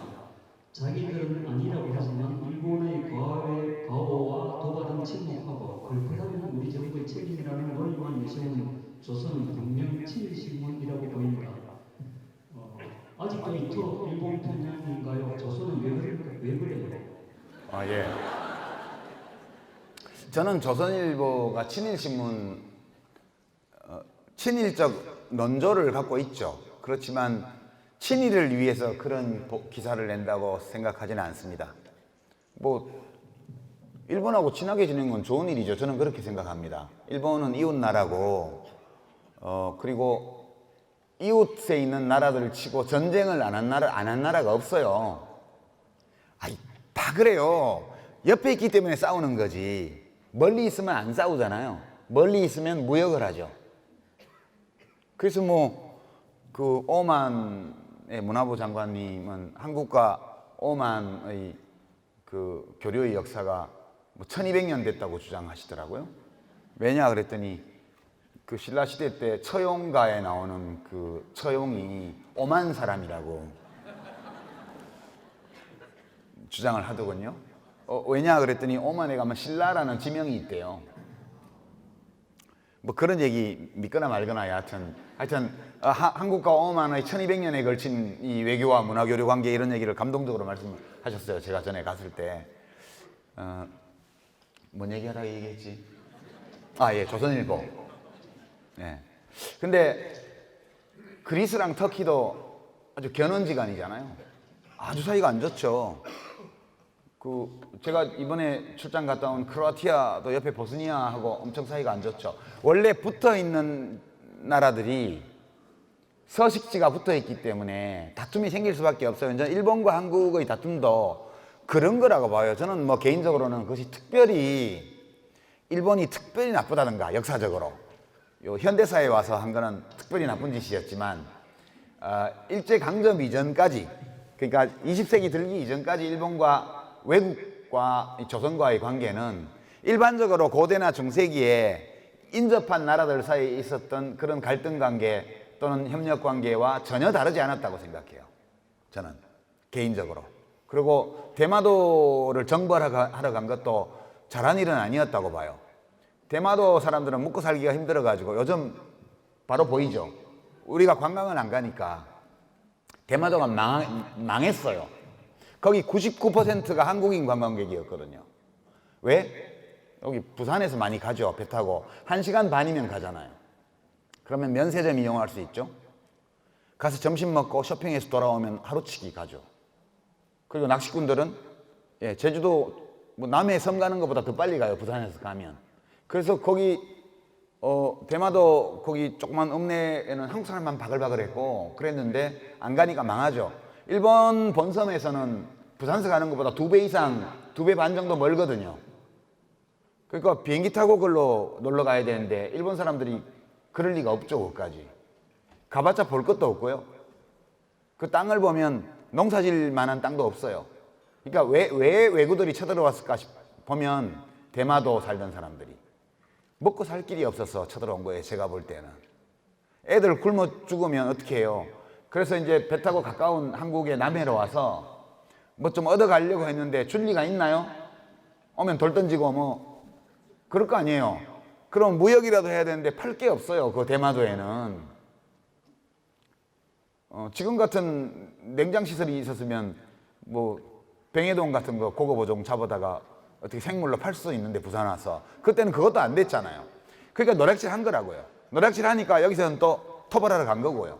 근데 보통 이웃 나라에 있던 고대와 중세에게 이 국제법 이런 것이 없었던 시기에 일반적인 관계였다고 저는 생각해요. 저는 일본과 우리는 친하게 지낼수록 양쪽 모두에게 좋다고 봐요. 문제는 이제 친하게 지내기 어려운 요인들이 있고 그게 이제 우리가 생각하기에는 압도적으로 일본 책임이고 일본 사람들이 그걸 인정 안 하니까 지금 이제 문제가 생긴 건데 여하튼 친하게 지내는 게 좋다고 봐요. 그래서 저는 뭐 일본에게 우호적으로 대한다고 해서 그걸 나쁘다고 생각 않고요. 그런데 조선일보 왜 그럴까요? 이 질문에 대해서는 문재인이 싫어서 그러는 거예요. 문재인이 싫기 때문에 문재인이 지소미아를 파기한다, 종료한다 그러면 지소미아를 연장해야 된다고 주장하는 거고요. 문재인이 북한하고 잘 사귀어서 어떻게 좀 해결해보자 이러면 문재인이 싫기 때문에 북한을 응징하고 고립시켜야 된다고 주장하는 거고요. 그죠? 그런 거라고 봐요. 문재인이 하는 모든 것을 반대해야 되기 때문에 지금 문재인 대통령이 일본한테 세게 나가고 있잖아요. 그걸 반대하려다 보니까 이게 친일이라는 말을 들을 수 있는 그런 기사들이 나가는 거죠. 그 처지는 어느 정당도 다르지 않더라고요. 아니 사람을 10명 넘게 16명이나 죽이고 사람을 16명이나 죽이고 왔는데 그러고 보니까 진짜 뭐 자유를 찾아서 온 것도 아니고 범죄를 저지르고 왔는데 그럼 이 사람들을 여기서 재판할 수도 없고 우리가 그죠? 그리고 재판을 해서 가두게 되면 우리 세금으로 밥 먹이고 옷 입히고 다 해야 되고 그리고 재판이 안 돼서 풀어주게 되면 가서 또 어디 가서 무슨 짓을 할지도 모르고 이러니까 조사해 본 다음에 북한으로 돌려보낸 거 아니에요. 근데 문재인이 싫으니까 어느 당에서는 그 사람들을 왜 안 받아줬냐고 지금 난리예요. 그렇게 받고 싶어? 그럼 자기 집에 방 하나 내주고 살든가.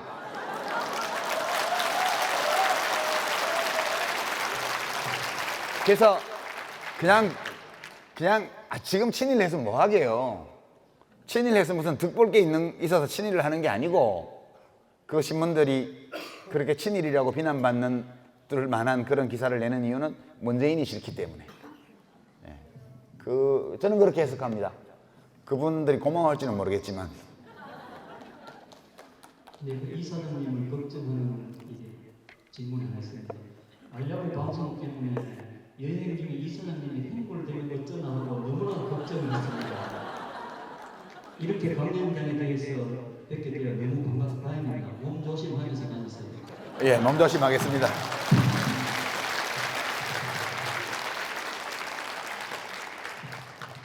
그럼 요거는 질문 답변해 주세요. 대구가 30년 가까이 꼴찌이고 이대로 가면 대구만 고립될 것 같습니다. 대구에서 학창 시절을 보낸 유시민 이사장님이 보시는 대구의 문제점과 해결책은 무엇인지 듣고 싶습니다.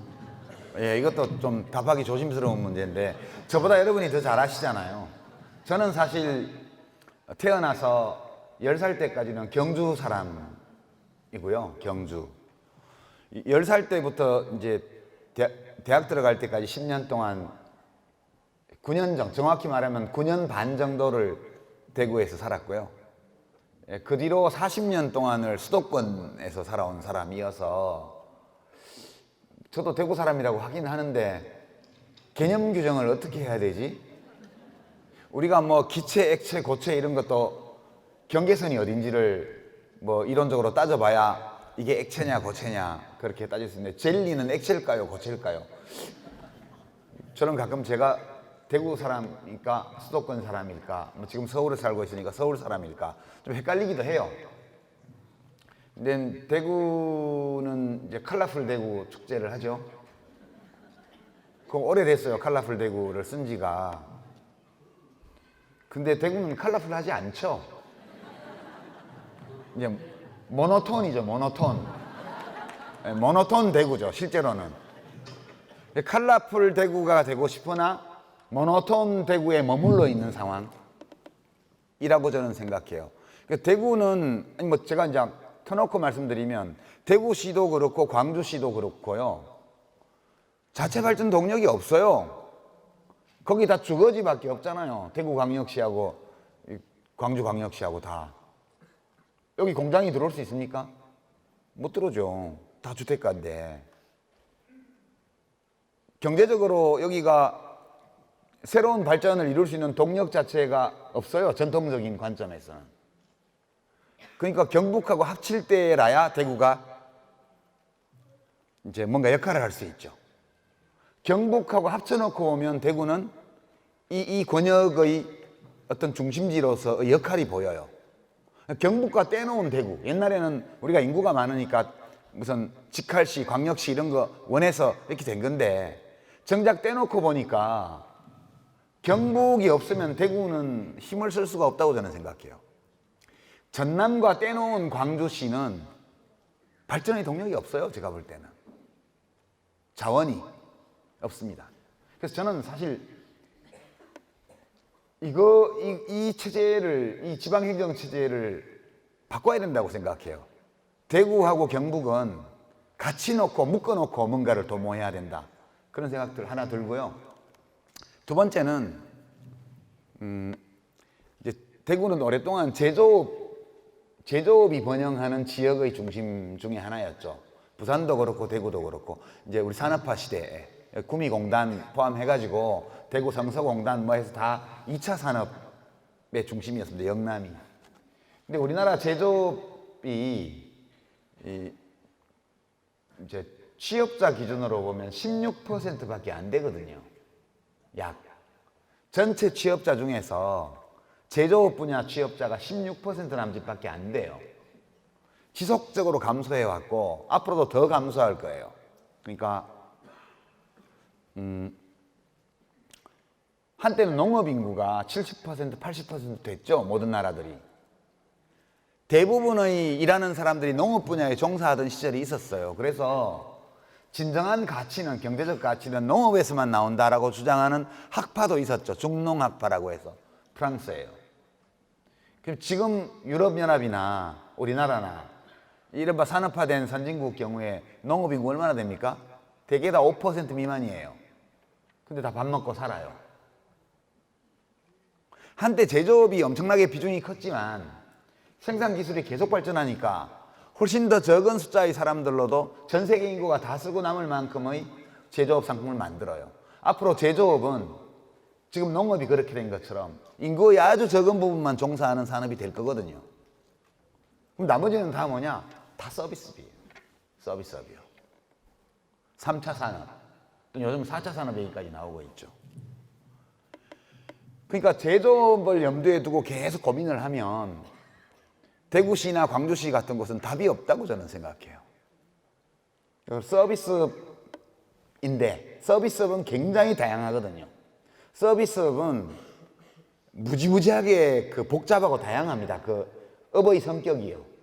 그래서 이제 서비스업이 번성하려면 아주 고부가가치 서비스업부터 시작해서 그 밑받침하는 다양한 인적 서비스에 이르기까지 이 서비스업의 생태계 이걸 만드는데 필수적인 게 관용이죠. 관용. 다양성이요. 색다른 거, 튀는 거, 괴짜 같은 아이디어 이런 것들을 다 포용해주는 그런 관용이 있는 지역들이 되게 고부가가치 서비스업이 번성했다는 것이 지금까지 일반적인 연구 결과예요. 미국도 그렇고 유럽도 그렇고요. 지금 베를린이 유럽에서는 제일 힙한 도시인데요. 베를린이 그렇게 모든 젊은이들이 가고 싶어하는 도시가 된 이유가 뭐냐? 뭐든지 할 수 있게 해준대요. 뭐든지요. 베를린에 가면 예술가부터 시작해서 뭐 어떤 활동이든 다 할 수 있대요.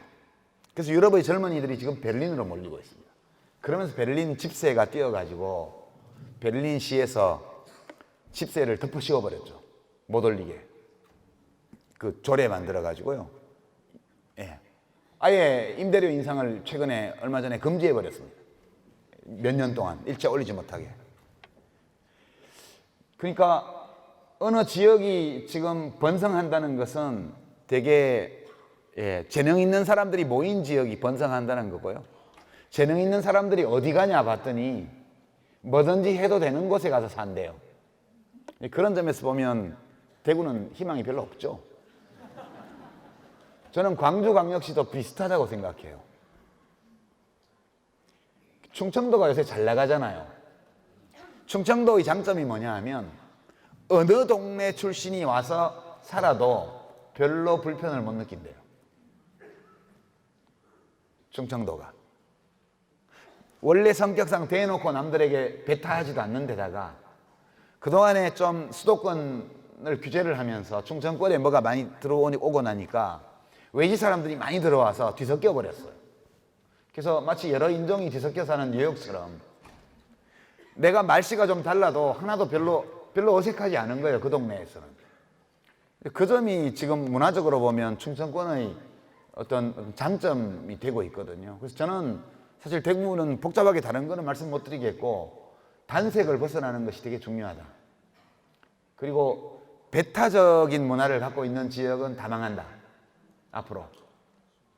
그 점은 말씀드리고 싶고 말씀드려봤자 무슨 소용이 있을까라는 생각은 좀 듭니다만 그래도 질문이 나왔기 때문에 말씀을 드립니다. 그걸 어떻게 해낼지는 대구 시민들 자신에게 달렸죠. 누가 해줄 수 없는 일이거든요. 국가 예산으로 할 수 있는 일이 아니었어요.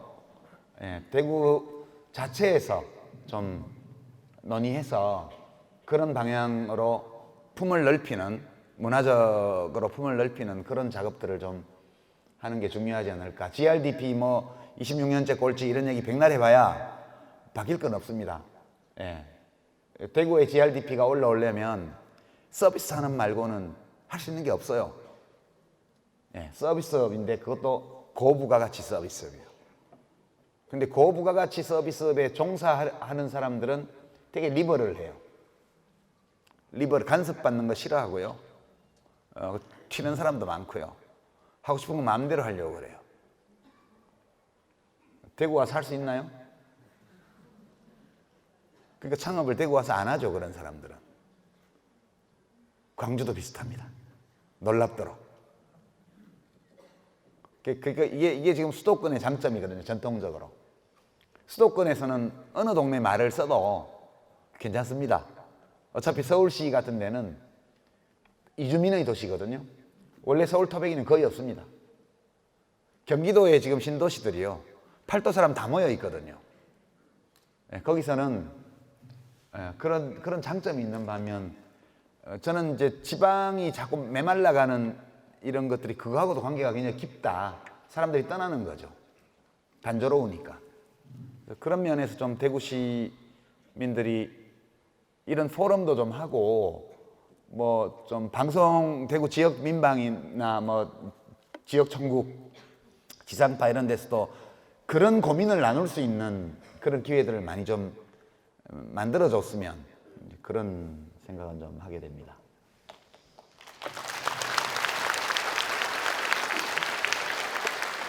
우리 회원들 이사장님을 걱정하는 멘트가 상당히 많습니다.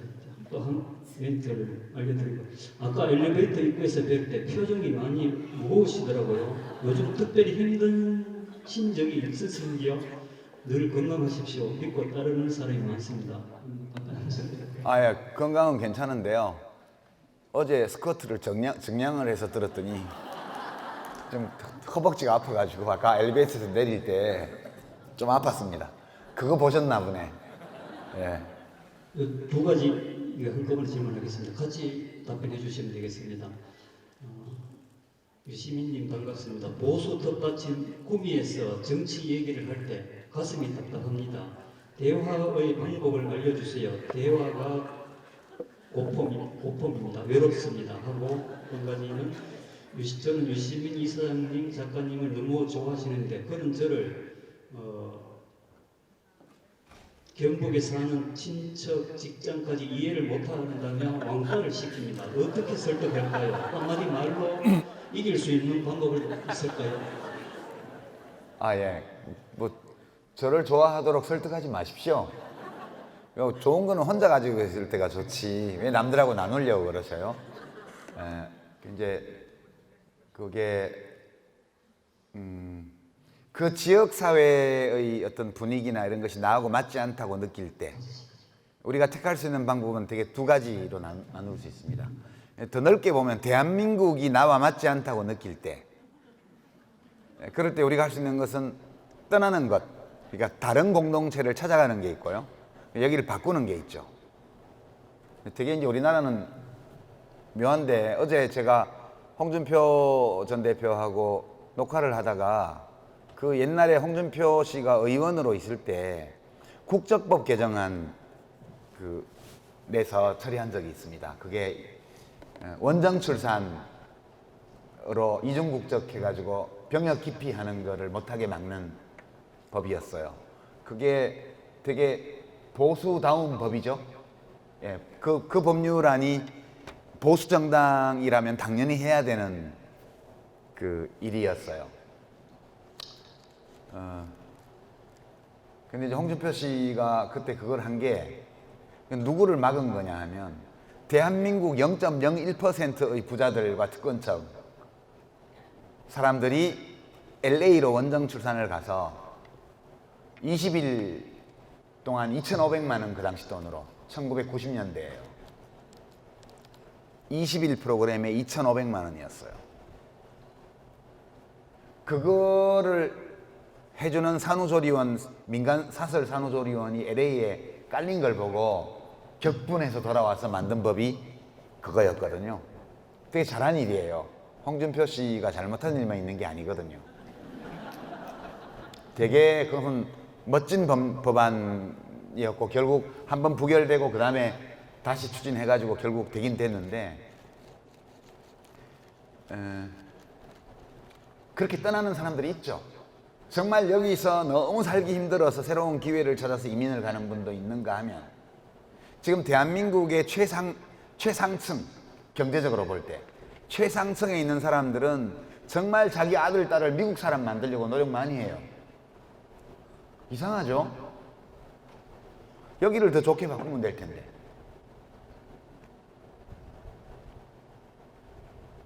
그래서 떠나는 방법이 있고 여기를 바꾸는 방법이 있는데 좁혀서 대구를 보더라도 대구 문제가 해결 안 되면 떠나는 거죠. 내가 이 동네를 바꾸는 거 너무 힘드니까 나한테 맞는 동네에 가서 살래라고 떠나는 거예요. 그런 사람이 많아지면 많아질수록 이 지역은 안 변하죠. 왜냐하면 바꾸고 싶다는 뜻을 가진 사람들이 다 떠나버리니까 계속해서 여기는 별로 바꿀 필요성을 못 느끼는 분들의 비중이 높게 유지가 되는 거죠. 그럼 안 변하는 거예요. 저는 대구가 이런 구조를 갖고 있다고 봐요. 한번 떠나가면 잘 안 돌아옵니다. 왜냐하면 밖에 가서 넓은 세상 보고 나면 여기 너무 답답하거든요. 그래서 근데 떠날 수도 없고 여기 잘 바뀌어지지도 않고 바꾸려고 하니까 너무 힘들다. 그 얘기 아니에요 지금. 네. 그때는 너무 애쓰지 마시고요. 네. 뜻 맞는 사람들끼리 작은 공동체를 이루어서 또 이제 정을 나누면서 살고요. 찬스 봐서 되겠다 싶을 때 그때 또 밖으로 싹 나가보고 이런 지혜를 발휘할 수밖에 없는 게 아닌가. 너무 애쓰면 힘들어요 진짜. 예.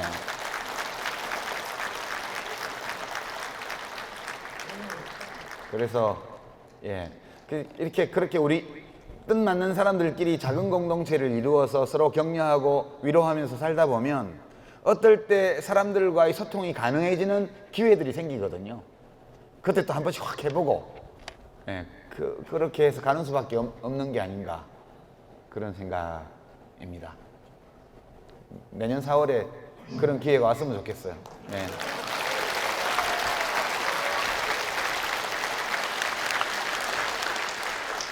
마침 그 홍준표 얘기하셨는데 꼭 예전에 그 촌철 살인의 모습 요즘은 관리를 안 하고 자제를 하시는 것 같은데 항상 같은 모습 보이실 부탁합니다 하면서 홍준표 봐두지 마세요.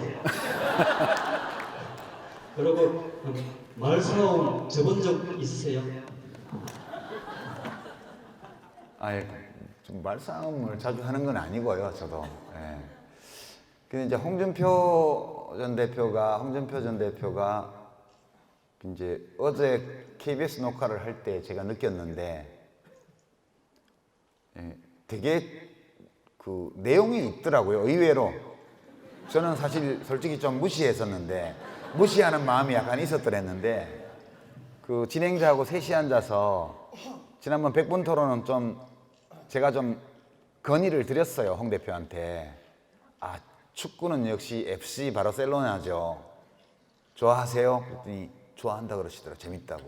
왜 재밌냐? 티키타카잖아요, 티키타카. 너무 길게 드리블을 하면 게임이 지루해져서 사람들이 채널 돌리니까 좀 이렇게 티키타카로 토크를 했으면 좋겠다고 이제 말씀을 드렸고 오케이 하셔가지고 정말 어제 좀 그렇게 했어요. 그렇게 했는데 이야기를 하면서 보니까 의외로 제가 생각했던 것보다 훨씬 표현이 좀 어찌 보면 과격하달까? 어떻게 보면 좀 코믹하달까? 어떻게 보면 아주 서민적이랄까? 그런 식이죠, 표현법이. 그래서 그렇지 가만히 들어보니까 의외로 내용이 있더라고요. 지금 그 당에 대표하시는 어떤 분들보다는 훨씬 예, 그렇더라고요, 제가 느끼기에. 그래서 제가 봐드리는 건 아니고요. 최대한 서로 존중하면서 이야기를 하는 쪽으로요. 그러니까 최대한 서로 존중하면서 이야기를 하다 보면 그게 싸우려고 할 때보다 이야기가 더 잘 되고 그렇더라고요. 그리고 제가 뭐 홍준표 대표하고 이렇게 자꾸 얘기를 하는 게 이기려고 싸우는 게 아니고 피차간에 그냥 시민들이 그걸 보면서 각자가 가진 생각하고 한번 이렇게 비교해보고 내 생각을 점검해보고 혹시 일부라도 바꾸거나 이럴 때 이제 참고가 될 수 있기 때문에 우리가 하는 거지. 그 뭐 밤새도록 토론한다고 뭐 승패가 나겠습니까, 그게? 그래서 원래 논쟁이라는 것은 승패가 나는 것이 아니다. 예외적으로 정말 서로 신뢰하는 관계에서 서로 대화하다 보면 그래, 네 말이 맞아. 내 생각이 틀린 것 같아. 이런 경우 있을 수 있지만 정치적으로 진영이 나누어 있고 그 나뉜 진영에 속한 사람들이 나와서 토론하는데 승패가 나거나 합의가 되는 것은 불가능하죠. 다만 이렇게 대화하는 과정에서 제가 하는 어떤 이야기들, 주장, 견해, 어떤 시각 이런 것들이 그 전까지 그런 시각이나 이론들을 만나지 못했기 때문에 그런 생각을 못하던 분들에게 가서 닿을 수도 있죠. 그런 것 때문에 토론하는 거고요. 그리고 그게 싸워서 이기려고 마음먹고 토론하는 것보다 그렇게 아주 존중하면서 서로 간에 이렇게 이야기할 때가 더 잘 되는 것 같더라고요. 결과적으로. 결과도 더 좋은 것 같아요. 그래서 그 손철살인 이런 게 좋은 게 아닌 것 같고요. 앞으로도 쭉 홍 대표하고 상당 기간 동안에 정기적으로 서로 이제 대화하게 될 텐데, 진짜 존중하면서 토론하기로 서로 마음을 모았으니까 너무 미워하지 마시기 바랍니다.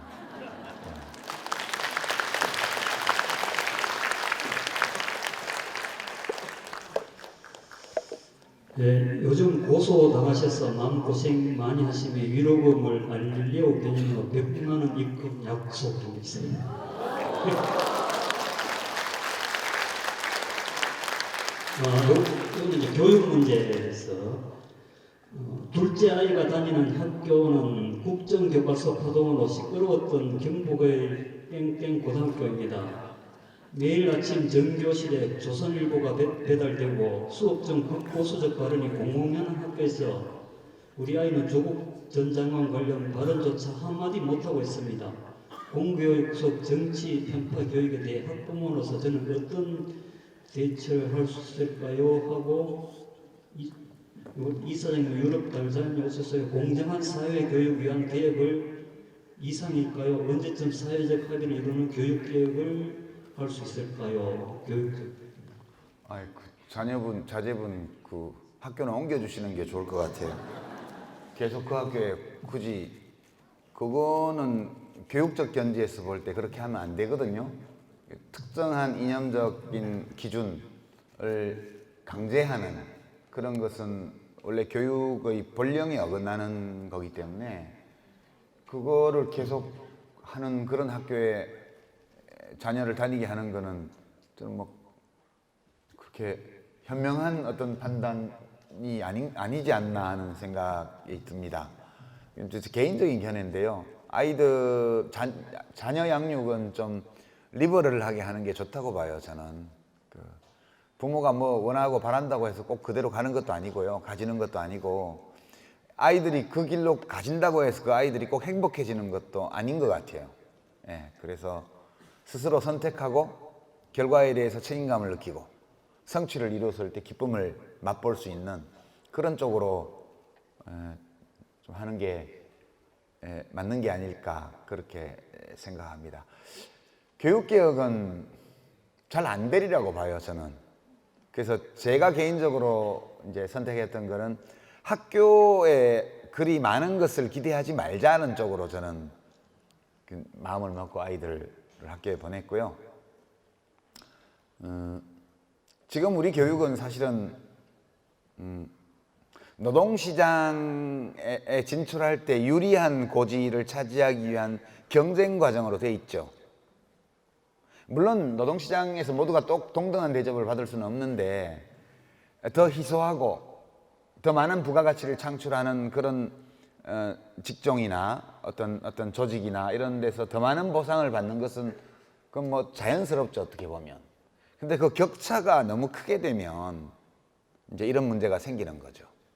격차가 너무 크기 때문에 이제 명문대학에 아이들을 보내기 위해서 부모들이 노력을 할 수밖에 없고, 명문대학에 가려면 남과 경쟁을 또 해야 되고요.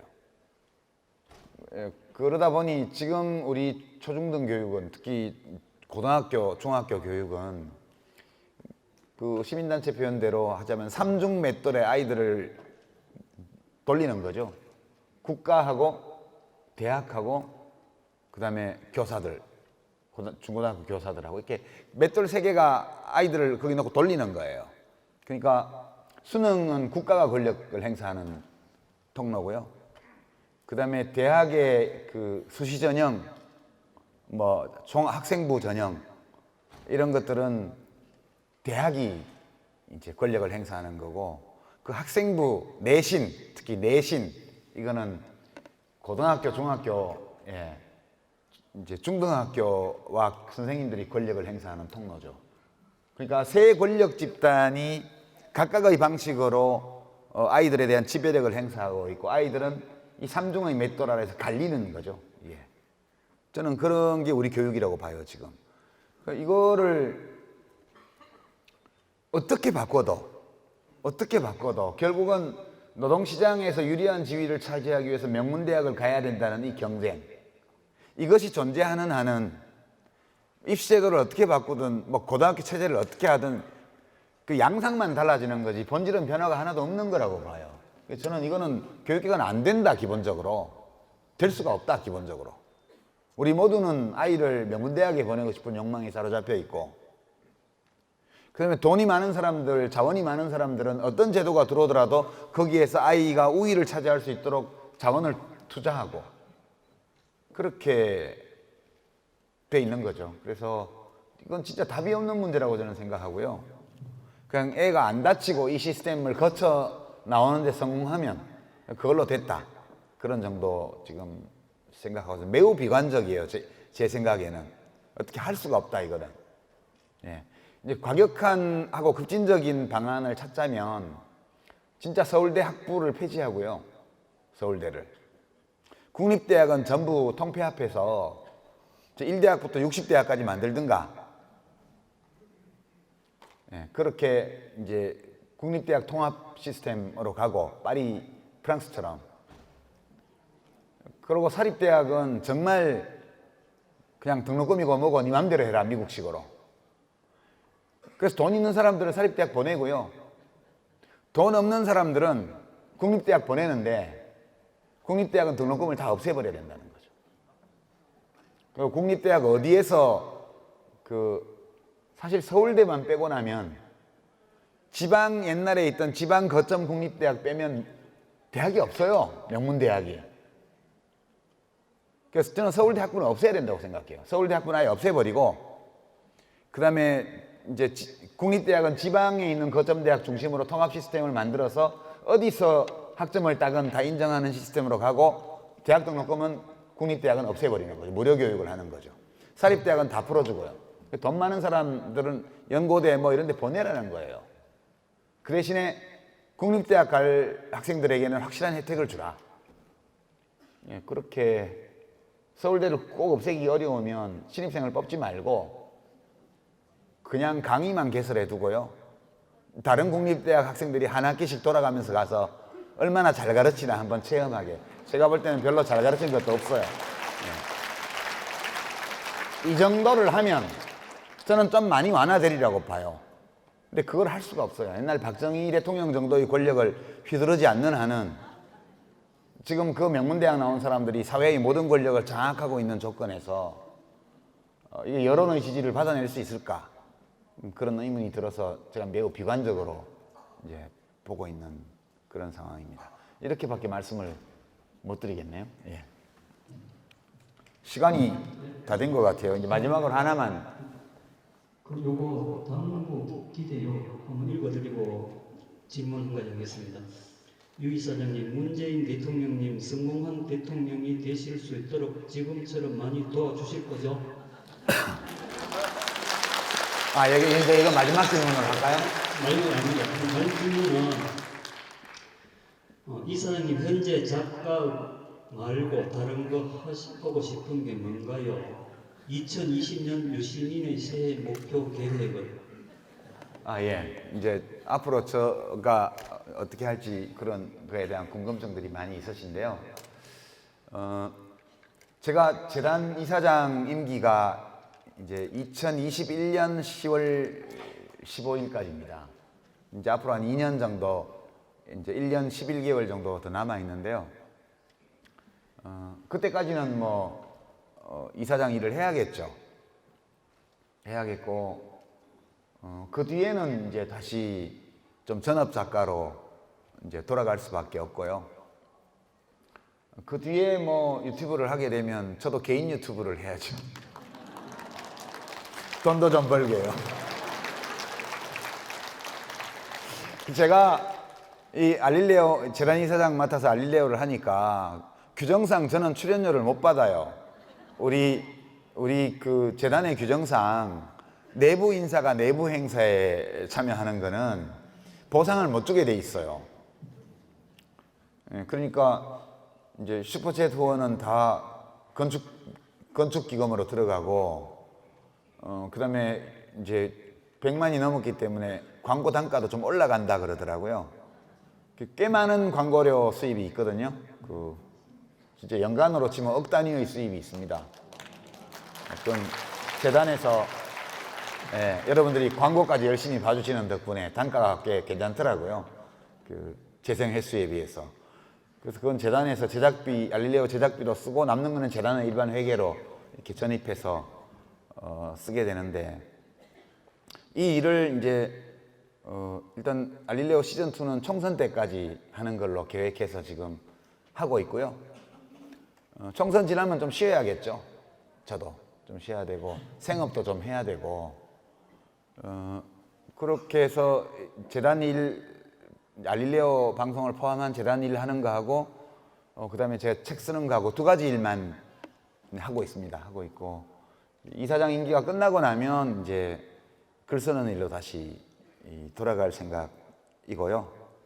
이제 문재인 대통령께서는 이제 저한테 전화를 안 하세요, 진짜. 왜냐하면 제가 다시 정치를 하거나 정부에 가서 일할 생각이 없다는 것을 아시거든요. 또 정말 훌륭하신 게 그걸 100% 존중해 주셔요.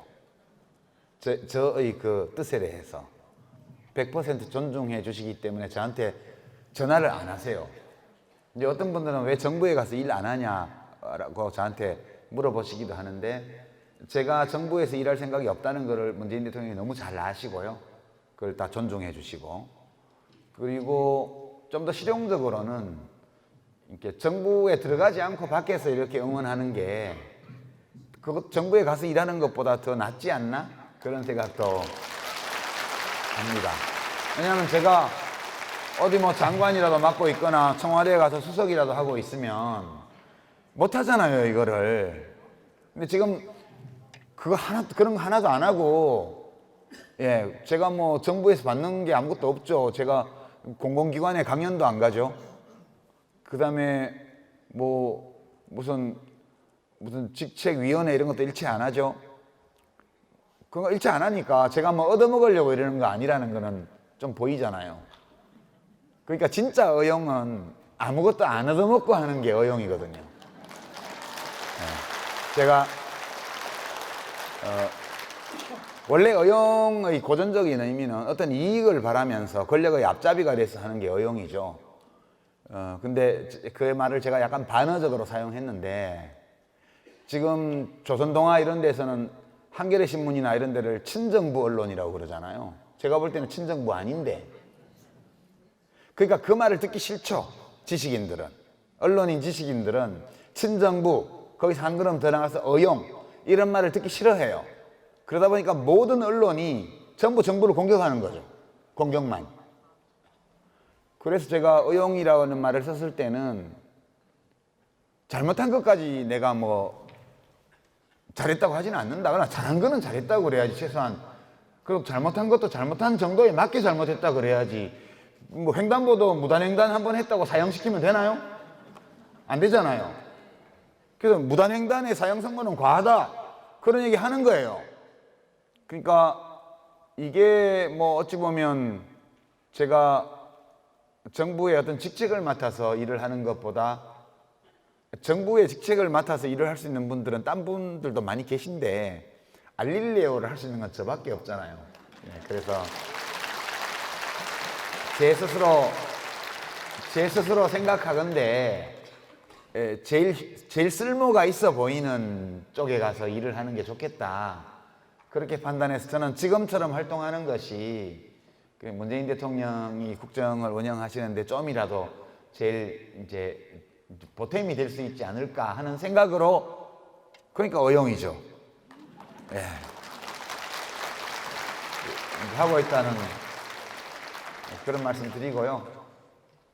저는 뭐 지금 많은 어려움이 있지만 문재인 대통령의 국정수행 지지율이나 민주당, 더불어민주당과 정의당의 지지율의 합 이런 것들이 탄핵때하고 거의 비슷한, 그러니까 더불어민주당 지지율하고 정의당 지지율을 합치면 그 합이 탄핵때랑 비슷해요. 지금도 자유한국당 지지율은 탄핵때 되게 낮았지만 그때보다 좀 올라왔지만 이쪽 두 정당의 지지율의 합은 그때랑 지금이랑 별 차이가 없어요.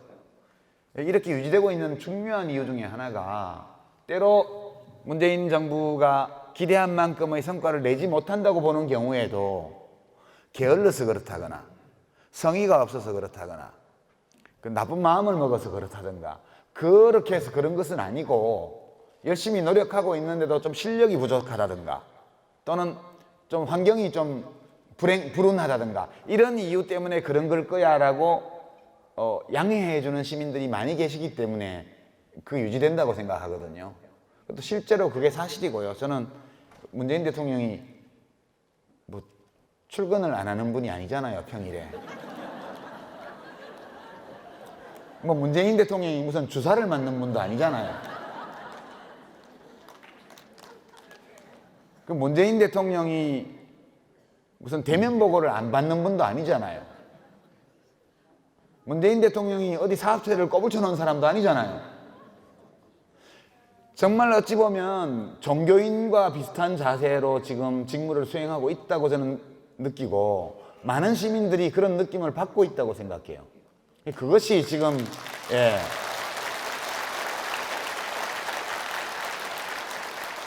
뭐 보수 언론 기자분들은 전혀 그렇게 생각하지 않겠지만 저는 그렇게 봐요.